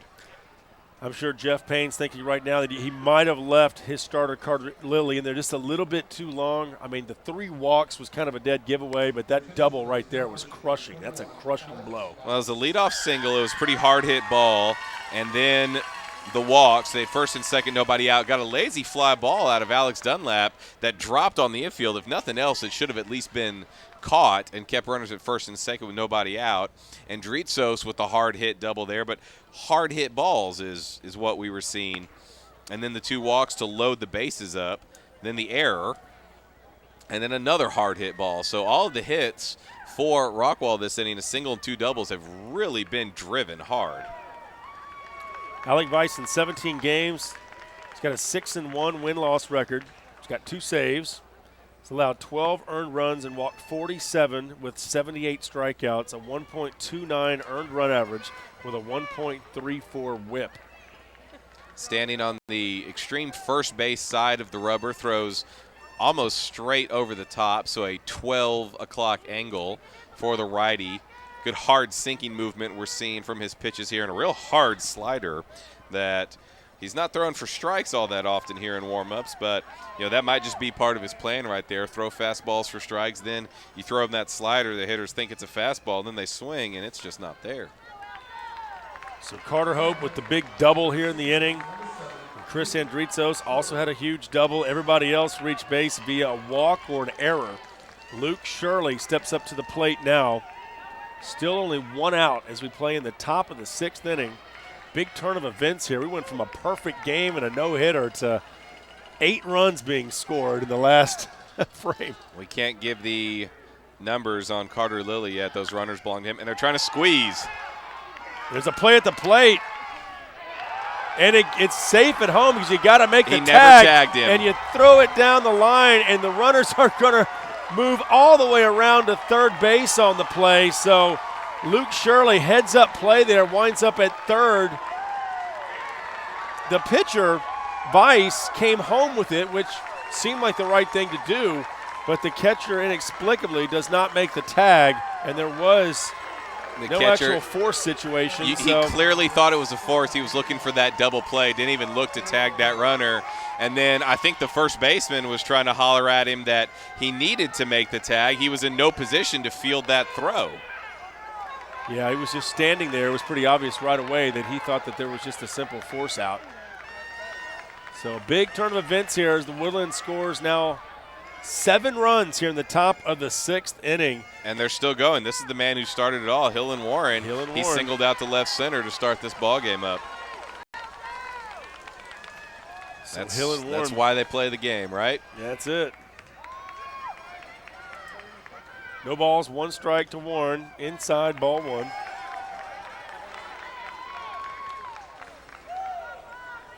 Looks like there was an error called on that last play, probably on the throw. On the throw by the catcher, I believe. Infield coming in once again for Rockwall. Ball fouled back. 1 ball, 2 strikes. Nice one-handed play made by one of the spectators on the carom. So the Woodlands answering the 3 runs scored by Rockwall by scoring 7 here in the top of the 6th inning. And this one gets by the catcher, but doing a nice job of at least keeping it somewhat in the circle. And the Woodlands is just keep on applying the pressure. They've hit the ball hard. They've drawn walks. That was just going to be a simple squeeze bunt, not even a suicide. They were going to give up the out to allow that run to score. But then the heads-up base running in the wheels, turning what should have been an out into a 3-bagger and 2 runs. Yeah, Garrett Moon failed to put the tag down, was standing on the plate as if to think that thought he had a force, and then made an errant throw to first, allowing Luke Shirley to go all the way around to third. And he's only 90 feet away right now in a 7-3 ball game. They could just bust this game wide open. There's a walk. So Warren on base now twice in this inning with a single and now a walk. And we were worried. We were talking off air here with these 2 pitchers just cruising along through 4.5 innings. We said, man, we might be here a while because no one's going to be able to score here. That's been out the window in the last inning and a half. So runners on the corners now for Charlie Warren. Very strange stretch right there by Vice. Charlie Warren with a sacrifice in the first, 4-3. Put out in the third. Walked earlier in this inning and scored. And he's actually the only man to be retired this inning on that fielder's choice pop-up. Vice with a very strange stretch. His back foot is still on that first base side of the rubber, but his front leg is swung even further over there towards first base. It's almost like he's doing a splits on the mound. A little bit low. Still seeking that first strike here against Charlie Warren. 2 balls, no strikes, 1 out. Runners on the corners. Ryan Burnett for the Woodlands after his rough 5th inning. He's got to love the run support, but he's been down in that dugout for quite some time. Ball chopped towards first, but foul. So 2 balls, 1 strike, 1 out. Charlie Warren at the plate, Alex Dunlap on deck, and Chris Andrizos only 2 batters away. Looming. He's still going to get another crack in this ball game. I want to see him if you're Rockwall. Not in this inning anyway. I don't think they want to see him again, period, but they're going to have to at some point. The 2-1 pitch to Charlie Warren. Down low. So far, Vice having some trouble finding the strike zone. And you don't want him throwing too many pitches if he's still scheduled to start tomorrow. Well, Rockwall does have another arm up there in the bullpen. It's another right-hander. This one too low, and there's a walk. So Charlie Warren walks now for the second time here this inning. And the walks are really starting to pile up. That's 6 issued on the ball game now by the Rockwall staff in now 5 1/3 innings. And, yeah, they're going to pull Vice out there, face 3 batters, didn't record an out. I think you have to in this situation. Yeah. Maybe he can regroup and pitch tomorrow. Well, this can be like a extended bullpen session as far as your staff is concerned. Give him a little bit of work, get him at least comfortable with the mound out here, but he's going to have to get back out there tomorrow, it would appear. He obviously was not comfortable out there tonight, so something he may want to work on tomorrow when he gets out here early. So Alex Dunlap is due to hit with Chris Andrizos on deck. 7-3 ball game. It was 0-0 going into the bottom of the 5th. Rockwall scored 3 runs, and the Woodlands they've answered with 7 runs of their own here in the top of the 6th inning. We played the first 4 innings of this ball game in right around 42 minutes. We have played the exact same amount of time since then, but we've only covered an inning, and not even an inning and a half. Chris Glover is the new hurler. Yeah, 7 wins Rockwall. in 11 games. He's pitched in 41 innings, allowed 8 earned runs, walking just 16 while striking out 38. Has a 1.34 earned run average and a 1.17 whip. We said it when Vice came in there. The 47 walks on the year was quite a bit. He definitely had good stuff, but had trouble controlling it. That at bat, several pitches got away from the catcher. He was consistently missing low and outside of the strike zone to hitters on both sides of the plate right there. Really just looked like he never got comfortable and found his rhythm to just rear back and throw strikes. Yeah, the only dirt on the field is the mound itself, and appeared here, at least for the time being, that Alec Vice just had some trouble kind of adjusting to the mound. Kept throwing it a bit low. Now if you're Rockwall, you've got to be thinking, okay, if we can get out of this inning, maybe get a double play ball, you're still within a grand slam. I mean, I don't think we're going to see a grand slam hit out here with this ballpark, but you still got to be able to feel a little more confident as a ball player being down 4 instead of being down even 5, because if you're down 5, you got to get a grand slam and then some. So 1 out here, bases loaded for the Woodlands. Alex Dunlap at the plate. Ball 1.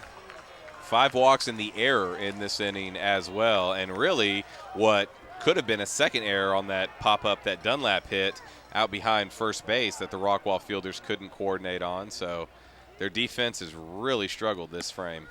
And there's a strike from Glover.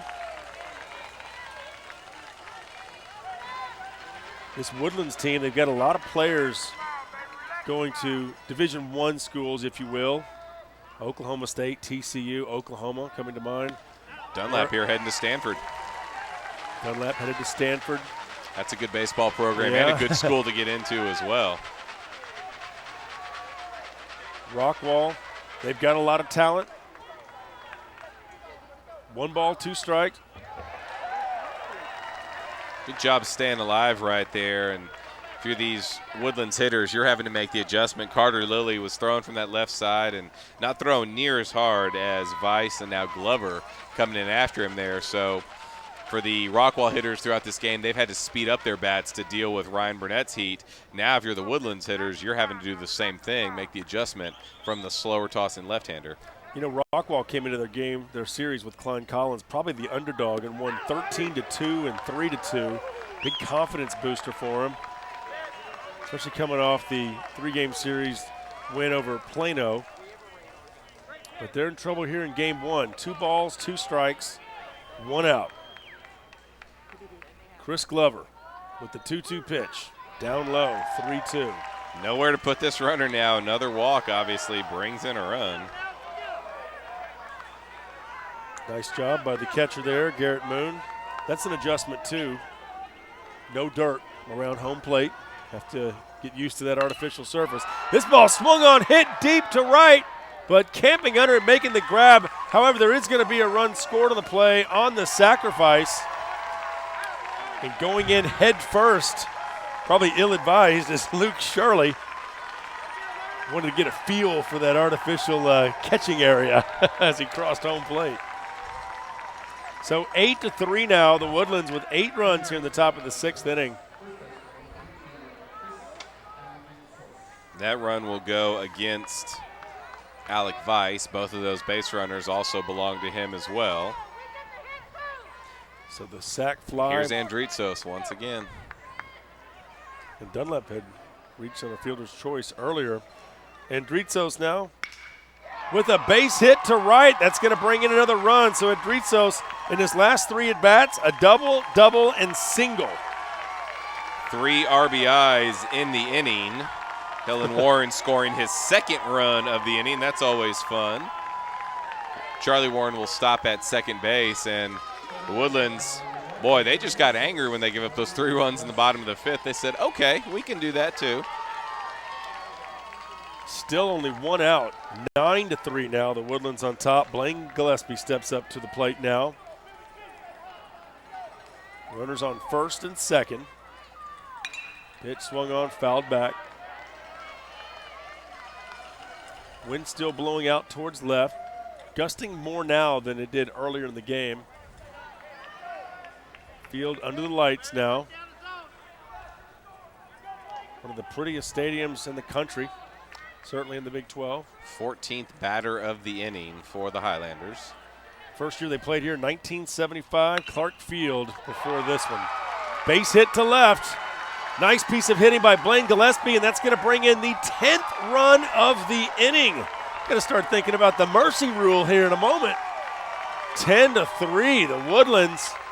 We don't even have a double-digit scoreboard spot for the 6th inning up there on the scoreboard. Nope, they've just got to put up a round 0 and get the total number in the runs column. No activity in the Rockwall bullpen. At this point, if you're Coach Payne, I got to figure you're just going to leave Chris Glover out there and say, hey, we got to get these outs here and keep everyone else fresh for tomorrow, when hopefully they'll be playing 2 games. If you're Rockwall, you're hoping to play 2 tomorrow, because that would mean you forced a 3rd game. Well, at what point do you argue that? Okay, right now he's actually coming out because he's going to bring in one of his infielders. Well, I mean, I think you're at a point now where you're down 10-3 and you've only got 2 more at bats. I mean, maybe you don't. You know, you need these guys tomorrow, and you might need them in 2 different games tomorrow. That's why it's so important. The first game in these 3-game series are huge. It really does set the tone. And he's bringing in Skylar Bean, the second baseman, will be the new pitcher. And so then we'll need a new second baseman for Rockwall. Can't quite see the number here. He's warming up with first baseman Adams.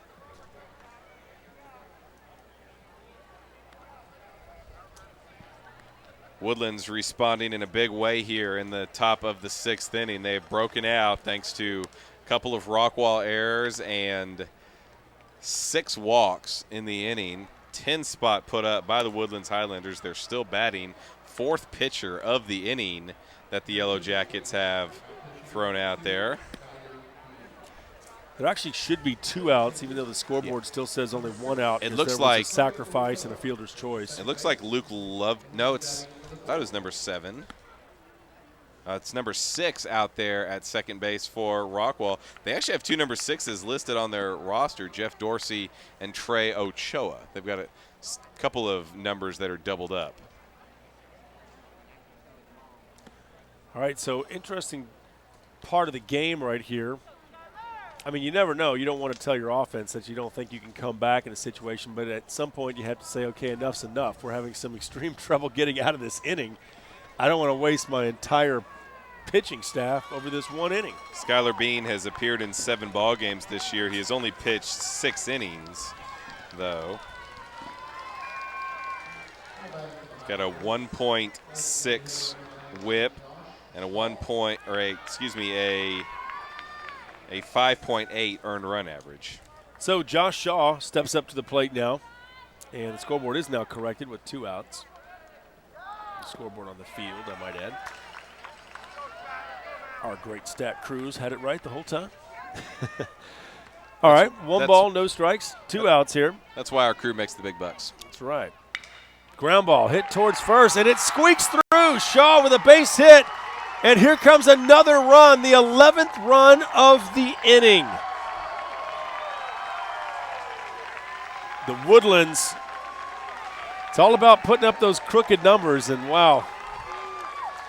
That was a C-nice single out there to right field. Good hard base running by Andritzos. These Rockwall outfielders are still playing very, very deep. Of course, they've had a few balls smoked over their heads, but it prevents them from making any kind of play on base runners.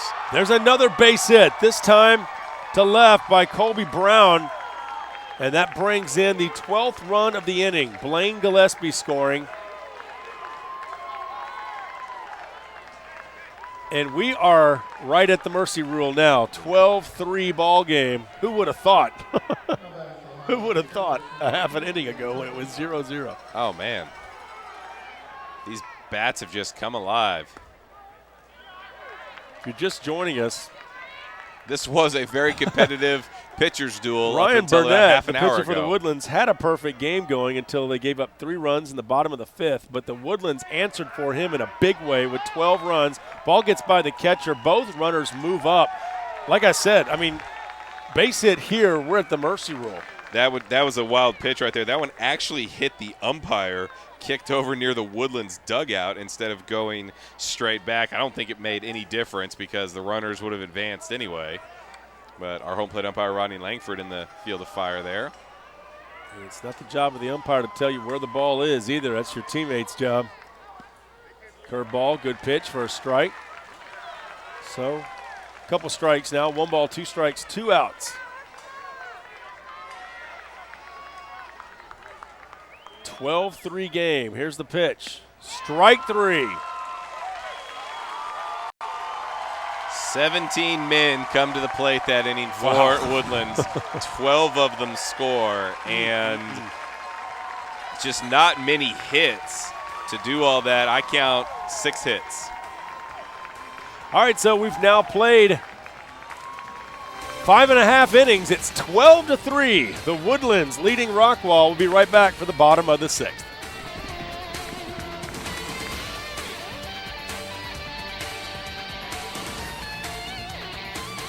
Hello, I'm Gerald Burke. And I'm Morgan Burke.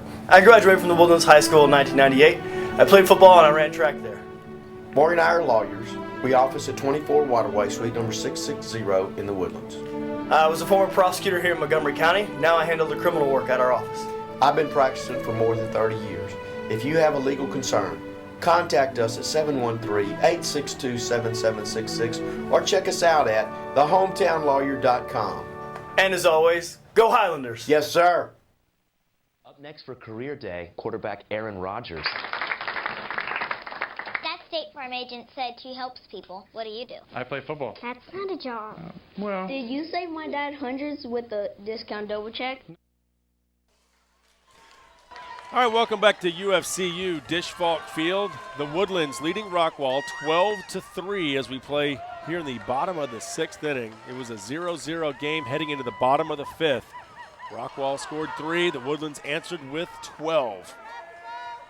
2, 3, 4 spots due up for Rockwall. Burnett with the pitch, swung on, hit towards center. And it could be. It is out of here. Wow. Cole Ballou with a straight shot home run to center. That went over the green monster in center, over 400 feet away from home plate. And that ball was at least 20 feet above the ground. That ball was absolutely crushed. Center fielder Charlie Warren was back. It looked like he was tracking that there. He didn't just turn around and watch it. He didn't give the signs that there was a no doubt about it, but boy, no doubt.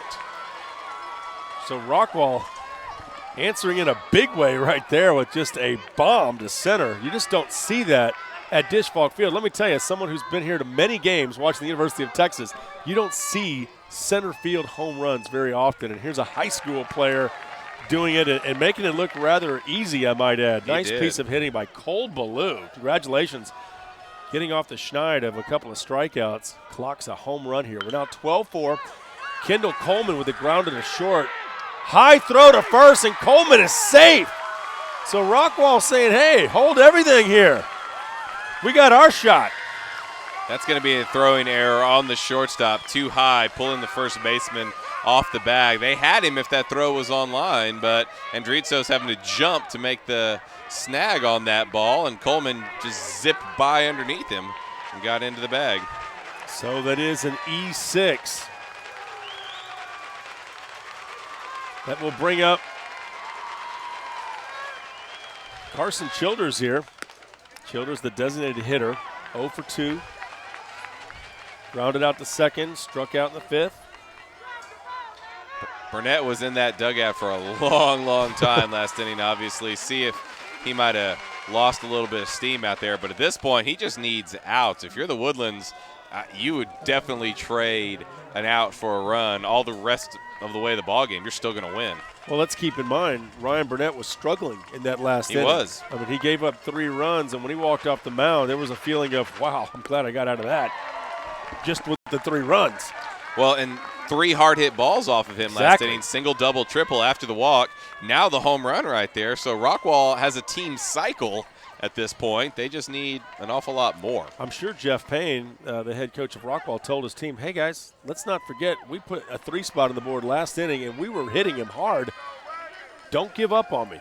Woodlands' bullpen is quiet right now. They had a righty and a lefty warming up last inning when Burnett was in trouble. Carson Childers at the plate, 1-1 pitch. Swung on, strike 2. There's some gas right there by Ryan Burnett. Still throwing hard this late in the ball game, but he's getting good movement, and he's keeping the pitches down in the strike zone. He was missing up and away earlier, but he seems to have corrected that, whether it was mechanical or he just got into a better groove. Well, when you're up 12-4, you better throw strikes. Yes. There's strike 3.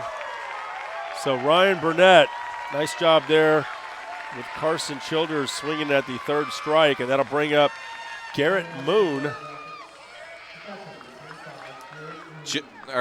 Burnett, this is hardly a dominating performance, at least by his standards, throughout this year with the runs he's allowed and the hard base hits, but he's doing enough to win. He's not striking out everybody. Well, we talked about his 7 complete games. 97 strikeouts coming in. This ball swung on, hit to deep left center, and it's in for at least a double. So Garrett Moon making up for that error earlier. He's going to drive in the 5th run of the game for Rockwall as Kendall Coleman scores. Yeah, Coleman scoring easily there. That ball really stroked, 2-hop out to the wall. And, yeah, Rockwall has just really made the adjustment as a team. They're swinging earlier, harder, making really solid contact when they do hit the ball. That'll bring up. We're going to get a pinch Kason runner. Adams. They're going to get a pinch runner, Tyler Ballinger, out at second base. So Tyler Ballinger will be at second. He is your pinch runner. We've already seen Danny Garrett come into the game. Now Tyler Ballinger. I think we're going to see Nick Kolakechi. Just wanted to say that name. I like that name. Nick Kolakechi. All right, runner at second. No balls, no strikes. 12-5 game. Kason Adams at the plate. Ball swung on, roped out to right. I tell you, they are hitting the ball hard. I mean, he was definitely late on that one, but he got the fat part of the bat. He was right on it. Solid line drive. Would not count them out just yet. Well, I think they can score some more runs out here if Ryan Burnett stays out there. We're going to get some activity in the Woodlands bullpen once again, but can Rockwall's pitching staff keep the Woodlands from blowing up again? Adams walked last time, grounded out to third in the second. This pitch, strike. So no balls, 2 strikes. Good off-speed pitch there to Adams. Adams' walk last inning is what started the rally, 2 outs. He walked, then they went single, double, triple for their 3 runs. Yeah, Nick Lutzel on deck, followed by Dustin Angel and Skylar Bean. Ball a little bit low. 1 ball, 2 strikes. Amazing turn of events here in the last couple of innings. 0-0 game going into the bottom of the 5th. We're now at 12-5 in the bottom of the 6th. That was good understatement right there, my friend. Hey. Amazing turns from nothing to 17 runs scored and counting. Pitch to Adams, swung on, fouled back, nails the roof. You got to watch it when it hits that roof right there. It comes straight down. The Rockwall hitters have caught up with Burnett's fastball, and they're not being fooled by it. They've got the timing down. He's locating it wherever he's putting it. They're able to hit the ball. So he's been getting swings and misses and foul balls with his off-speed stuff, with his slider, with his changeup. He might just need to throw a few more of those. Burnett pitch, swung on, hit foul to the right, another hard hit. You know, with the kind of velocity that Ryan Burnett has and the combination of these Rockwall batters, that ball is coming off that aluminum bat, something fierce. First base coach trying to make a play on that with his bare hands out there. I was going to say, go grab a helmet, coach. I'm not putting my bare hand out there with a screaming line drive. Minor league first base and third base coaches have to wear helmets. Why not put them in the high school level, especially with those aluminum bats, you know? Mm-hmm. 1 ball, 2 strike. There's the ball bearings. Didn't think we were going to hear those again tonight, but there they are. We got a good crowd mic down there. That fans had to move 2 or 3 times. Somebody doesn't like his ball bearings. A little bit low, 2 balls, 2 strikes. And Burnett has, I said he's gotten some swings and misses with his slider there. He's not able to throw that pitch for strikes. He's missing down and out of the zone right there. So when the hitters have been able to recognize it, they're just ignoring the pitch and taking it for a ball and sitting on that fastball. Here we go, 2-2 pitch, swung on, fouled back towards right again. Burnett's, he's just gotten through this whole year with that overpowering fastball, and when he's blown that one by hitters, he can throw that slider because they can't adjust to it right there, and they're swinging at a pitch that they can't hit because it's down around their ankles. But the Rockwall hitters have adjusted, and he just doesn't quite have as much gas on that fastball as he did earlier. And I've seen him throw a couple of straight changeups, but literally it's been just 2. Ball 3. 3 balls, 2 strikes. By the way, that home run from Cole Ballou, not out of the ordinary. He's batting .365, .608 slugging percentage, has 6 triples this year, now has 3 home runs. He got it all started with a straight shot home run to deep center over the green monster. There's a strikeout. Adams did not like that call, thought it was a bit low. Oh, I think he got just caught up right there. He wasn't going to be able to hit that ball. He was trying to sell it to the umpire there, but I think he knew that ball came over that inside corner pretty nice and tidy. All right, so that brings up Nick Lutzel. It's now 7 strikeouts for Burnett. He got 8 last week. If you're the Woodlands, you want to keep Burnett on the mound. You don't want to go through any more pitchers. Well, if they want to get back in this ballgame, if they're going to have to score some more runs to get in it, I imagine we would see the bullpen at some point. But this is the part of the order that dinged him last inning. There's a strike to Nick Lutzel. No balls, 1 strike, 2 outs. Lutzel with a single in his last at bat, scored. It's part of that 3-run inning. It's 12-5. The Woodlands leading Rockwall. Good battle of the Dallas-Fort Worth area versus the greater Houston area. And that is very common once you get this far into the postseason. I know the greater Houston area has the most state championships in baseball, but I tell you, the Dallas-Fort Worth area loaded with talent. So difficult to get out of that region. Here's the pitch, swung on, strike. 1 ball, 2 strikes. So big moment in the game right here. Nick Lutzel trying to keep things going for Rockwall. Got a runner in scoring position, can cut this lead in half to 12-6 with a base hit. That is Moon at second. He will be going on contact and striking out. No contact. Is Lutzel. So a good piece of pitching getting out of the jam there for Ryan Burnett. We now move to the top of the 7th inning, 12-5. The Woodlands leading Rockwall. We'll be right back.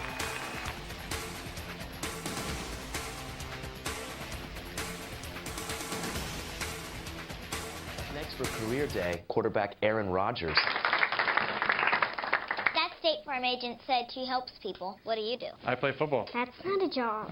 Well, Did you save my dad hundreds with the discount double check? no, but I was MVP last year. Mr. Hubble says trophies are for people with self-esteem issues. Who's Mr. Hubble? That's Rod Hubble. No, it is not. For savings, we're best in class. Hey, Roger! Discount double check! Get to a better state. State Farm. Meet Lucy. Lucy loves to shop. Lucy also loves to save. Luckily, Lucy can do both with her new First Community Credit Union Platinum Credit Card. Not only can Lucy save on that new dress, she can also get those new shoes, too. Apply today and take advantage of everything a First Community Credit Union Platinum Credit Card has to offer, including a 12-month 2.99% APR introductory rate. You really can shop and save. First Community Credit Union, official credit union of the Houston Texans.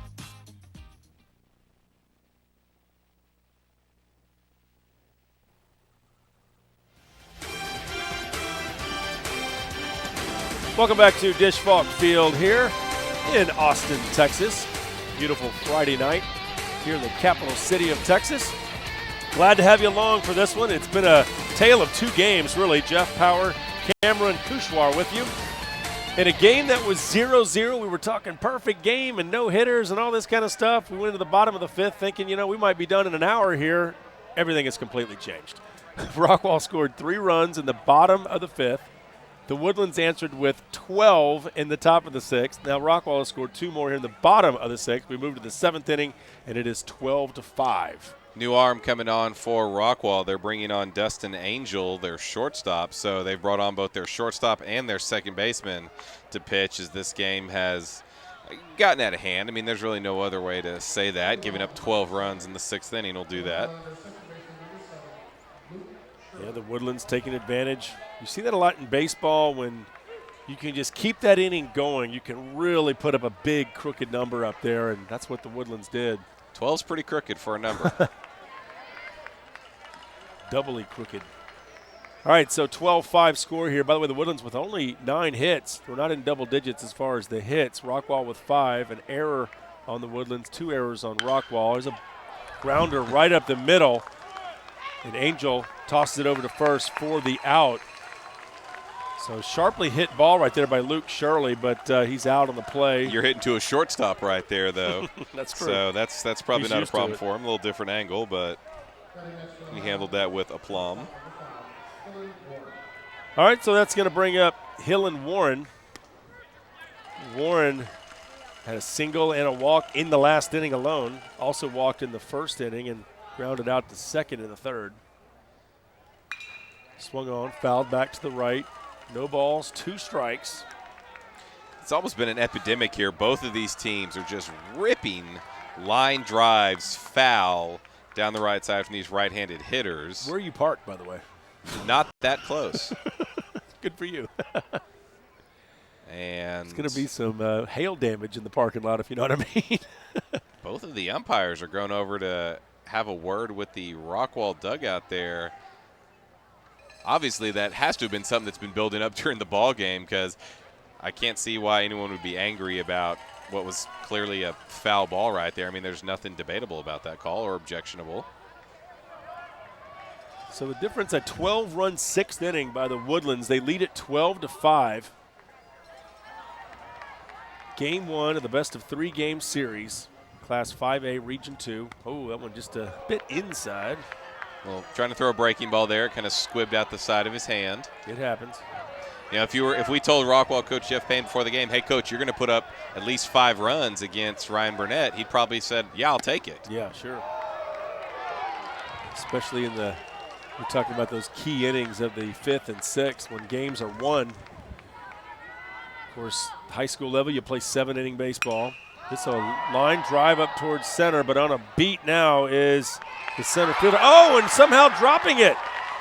Kendall Coleman appeared to have it, may have lost it in the lights there late. Wow. And hustling over to second base on the play is Warren.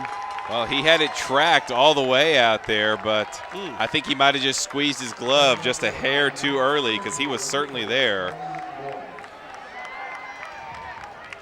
I think you can blame it really on the lights, but it just keeps on getting worse here for Rockwall. That's their 3rd error now in the last 2 innings. Here's another one hitting right to him again, and this time making a great catch is Kendall Coleman. I get it. He just needs a little more of a challenge. Coleman hauling that one in. Well, the first one he was going over to his left, and he is a left-handed thrower, so the glove is on the other side. That time, a little more natural just to be able to reach up and make the play. So 2 outs now, and that'll bring up Alex Dunlap. And that man, Chris Andrizos, is looming in the on-deck circle. Rockwall, got to figure they don't want to see him again. He's done enough damage tonight. So both Hillen Warren and Charlie Warren hitting it to center, but Hillen gets on base via the error. He's on second. Charlie ends up getting put out by the catch there by Kendall Coleman. Ground ball over towards second, sharply hit. But there to make the play is the second baseman for Rockwall, and that is the final out of the inning. Nice play right there by Skylar Bean. So we now head to the bottom of the 7th. Rockwall trailing by 7 runs, 12-5. They're going to need to score at least 7 to keep this one going. We'll be right back here on Fox Sports Southwest.com, powered by the Legacy Sports Network.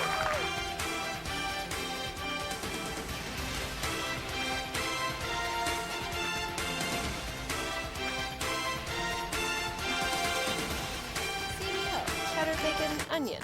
Yeah, it's tremendous. Tremendous. Tremendous. Say hello to McDonald's new CBO. Smooth cheddar, crispy bacon, grilled onions on the Angus 3rd Pounder or premium chicken sandwiches. CBO, the simple joy of Tremendous. Yeah.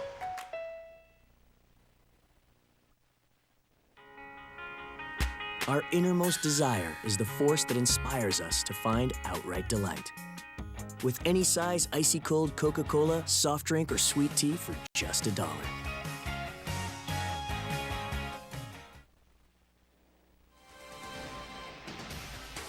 And welcome back to The Dish. UFCU Dish Falk Field, home of the University of Texas Longhorns. But tonight it's all about high school baseball, the Class 5A Region 2 final. The Woodlands with a 12-run 6th inning is the difference. They haven't scored in any other inning, but they haven't really needed to. Up now 12-5 on Rockwall. Rockwall led this game 3-0 in the bottom of the 5th, heading into the 6th. They did score 2 the last inning, but they're going to need 7 to keep this one going as we're here in the bottom of the 7th inning. And up to the plate is Dustin Angel. Dustin was on the mound, you might remember here just a few moments ago. Now he's at the plate. He's hit the ball hard twice tonight. He was robbed of extra bases his first time up. Last time had a 2-run double out to left field. Not uncommon for a shortstop to pitch. This ball fouled off in a spot where I think about 50 balls have gone to tonight. They're wearing it out over there. The 0-2 pitch to Dustin Angel from Ryan Burnett. Ground ball hit to second. Over to first. Routine 4-3 put out. So Dustin Angel is out. That'll bring up Skylar Bean. Skylar Bean with a strikeout, but had a triple in his last at bat. Showing some good hustle. This ballpark known for triples. A lot of space in those gaps. Ooh, almost hit him. Skylar Bean almost got beamed. I'm sure he's heard that before, but I'm sure he's happy to say he didn't get beamed that time. That ball was going about 90 miles per hour. Ball fouled back up here. So 1 ball, 1 strike, 1 out. The Woodlands 2 outs away from taking game 1 of this best of 3 game series.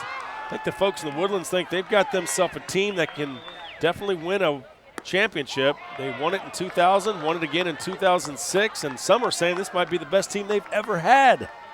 Well, there's a lot of talent out there, and undoubtedly we're seeing their ace tonight. He is not having his best game, and it's just not mattering because his mates have picked him up, and he's pitched well enough. And there is a strike right there, so 2-2 count now. Ryan Burnett trying to finish off Rockwall. Skylar Bean at the plate. The 2-2 pitch. Swung on, fouled back. Beating up our mic down there. Woodlands will be the home team for our game tomorrow at 1 p.m. And assuming Ryan Burnett can get these last 2 outs, they're going to have their entire pitching staff at their disposal. They'll have their bullpen ready. Rockwall, you figure they'll have to mix and match. We'll see Alec Weiss to start in all probability, and after that, it's all hands on deck. And there's a strike on the inside corner of the plate. 2 outs now. Rockwall down to their final out. That'll bring up Brad Barnett. Burnett's 9th punch out of the ball game against just 1 walk. He has not been helping Rockwall out any. So it's Ryan Burnett and his 9 strikeouts against Brad Barnett, who so far in this game is 0 for 3. And there's a strike, no balls, 1 strike, 2 outs. Ryan Burnett gets the sign, the delivery. Not quite, just on the outside corner, but it's a ball. According to Rodney Langford, the home plate umpire. That was a little wide. That was a good call. There's a strike right down the middle. 1 ball, 2 strikes. The Woodlands fans getting onto their feet now, up 12-5. They're smelling victory. Can Ryan Burnett finish off Rockwall? Yes, he can. There's a strikeout to end it. So Burnett finishes the game with 10 strikeouts and only 1 walk. Had that 1 bad inning where he gave up 3 runs. Outside of that, looked very sharp. And it's a 12-5 victory for the Woodlands here in Game 1 of this best-of-3 game series here in Austin. The players will shake hands. We'll take a quick timeout. We'll be back to wrap it up for you here in just a moment. The Woodlands wins it 12-5 over Rockwall.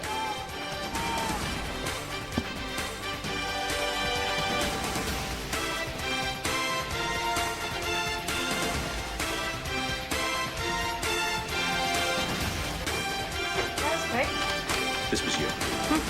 You've been trying to get me to eat egg whites for years. You went and talked to McDonald's? Oh, an Egg White Delight McMuffin. Oh, I knew it. The new Egg White Delight McMuffin. Freshly grilled egg whites and creamy white cheddar. Also available on any of your favorites. It's another new way to love McDonald's. This is good. Yeah, it's better than good. Do you remember my latte? Oh, yeah, but it's in the car. That's good. Hello, I'm Gerald Burke. And I'm Morgan Burke. I graduated from the Woodlands High School in 1998. I played football and I ran track there. Morgan and I are lawyers. We office at 24 Waterway Suite number 660 in the Woodlands. I was a former prosecutor here in Montgomery County. Now I handle the criminal work at our office. I've been practicing for more than 30 years. If you have a legal concern, contact us at 713-862-7766 or check us out at thehometownlawyer.com. And as always, go Highlanders. Yes, sir. Lucy. Lucy loves to shop. Lucy also loves to save. Luckily, Lucy can do both with her new First Community Credit Union Platinum Credit Card. Not only can Lucy save on that new dress, she can also get those new shoes, too. Apply today and take advantage of everything a First Community Credit Union Platinum Credit Card has to offer, including a 12-month 2.99% APR introductory rate. You really can shop and save. First Community Credit Union, official credit union of the Houston Texans. And welcome back to UFCU Dish Falk Field. 12-5, your final score. Very impressive finish to this game, especially for the Woodlands. They put up 12 runs, sent 17 batters to the plate in that all-important 6th inning, and that was the difference in the game, I would say. Wouldn't you, Cameron Kushwara? Woodlands did a lot of work that inning there, Jeff, but they got a lot of help too. 5 walks in the inning, 2 errors, one of them third baseman dropping the ball when he should have had an out at home plate, kept a run from scoring. Then a bad throwing error by the catcher that allowed an additional run to score and a runner to get all the way to third base. With the #1 team in the state, you can't help them out any. You've got to make the outs. You can't give them freebies or they will kill you, which is what they did. You know, interestingly enough, Ryan Burnett, we went into that 5th inning thinking, okay, he's got a perfect game going. Everything's looking great. He gives up 3 runs, but wow, his team really answered offensively. And then Burnett had a nice finish there in the 7th inning to end things. He had 10 strikeouts on the game, only allowed 1 walk.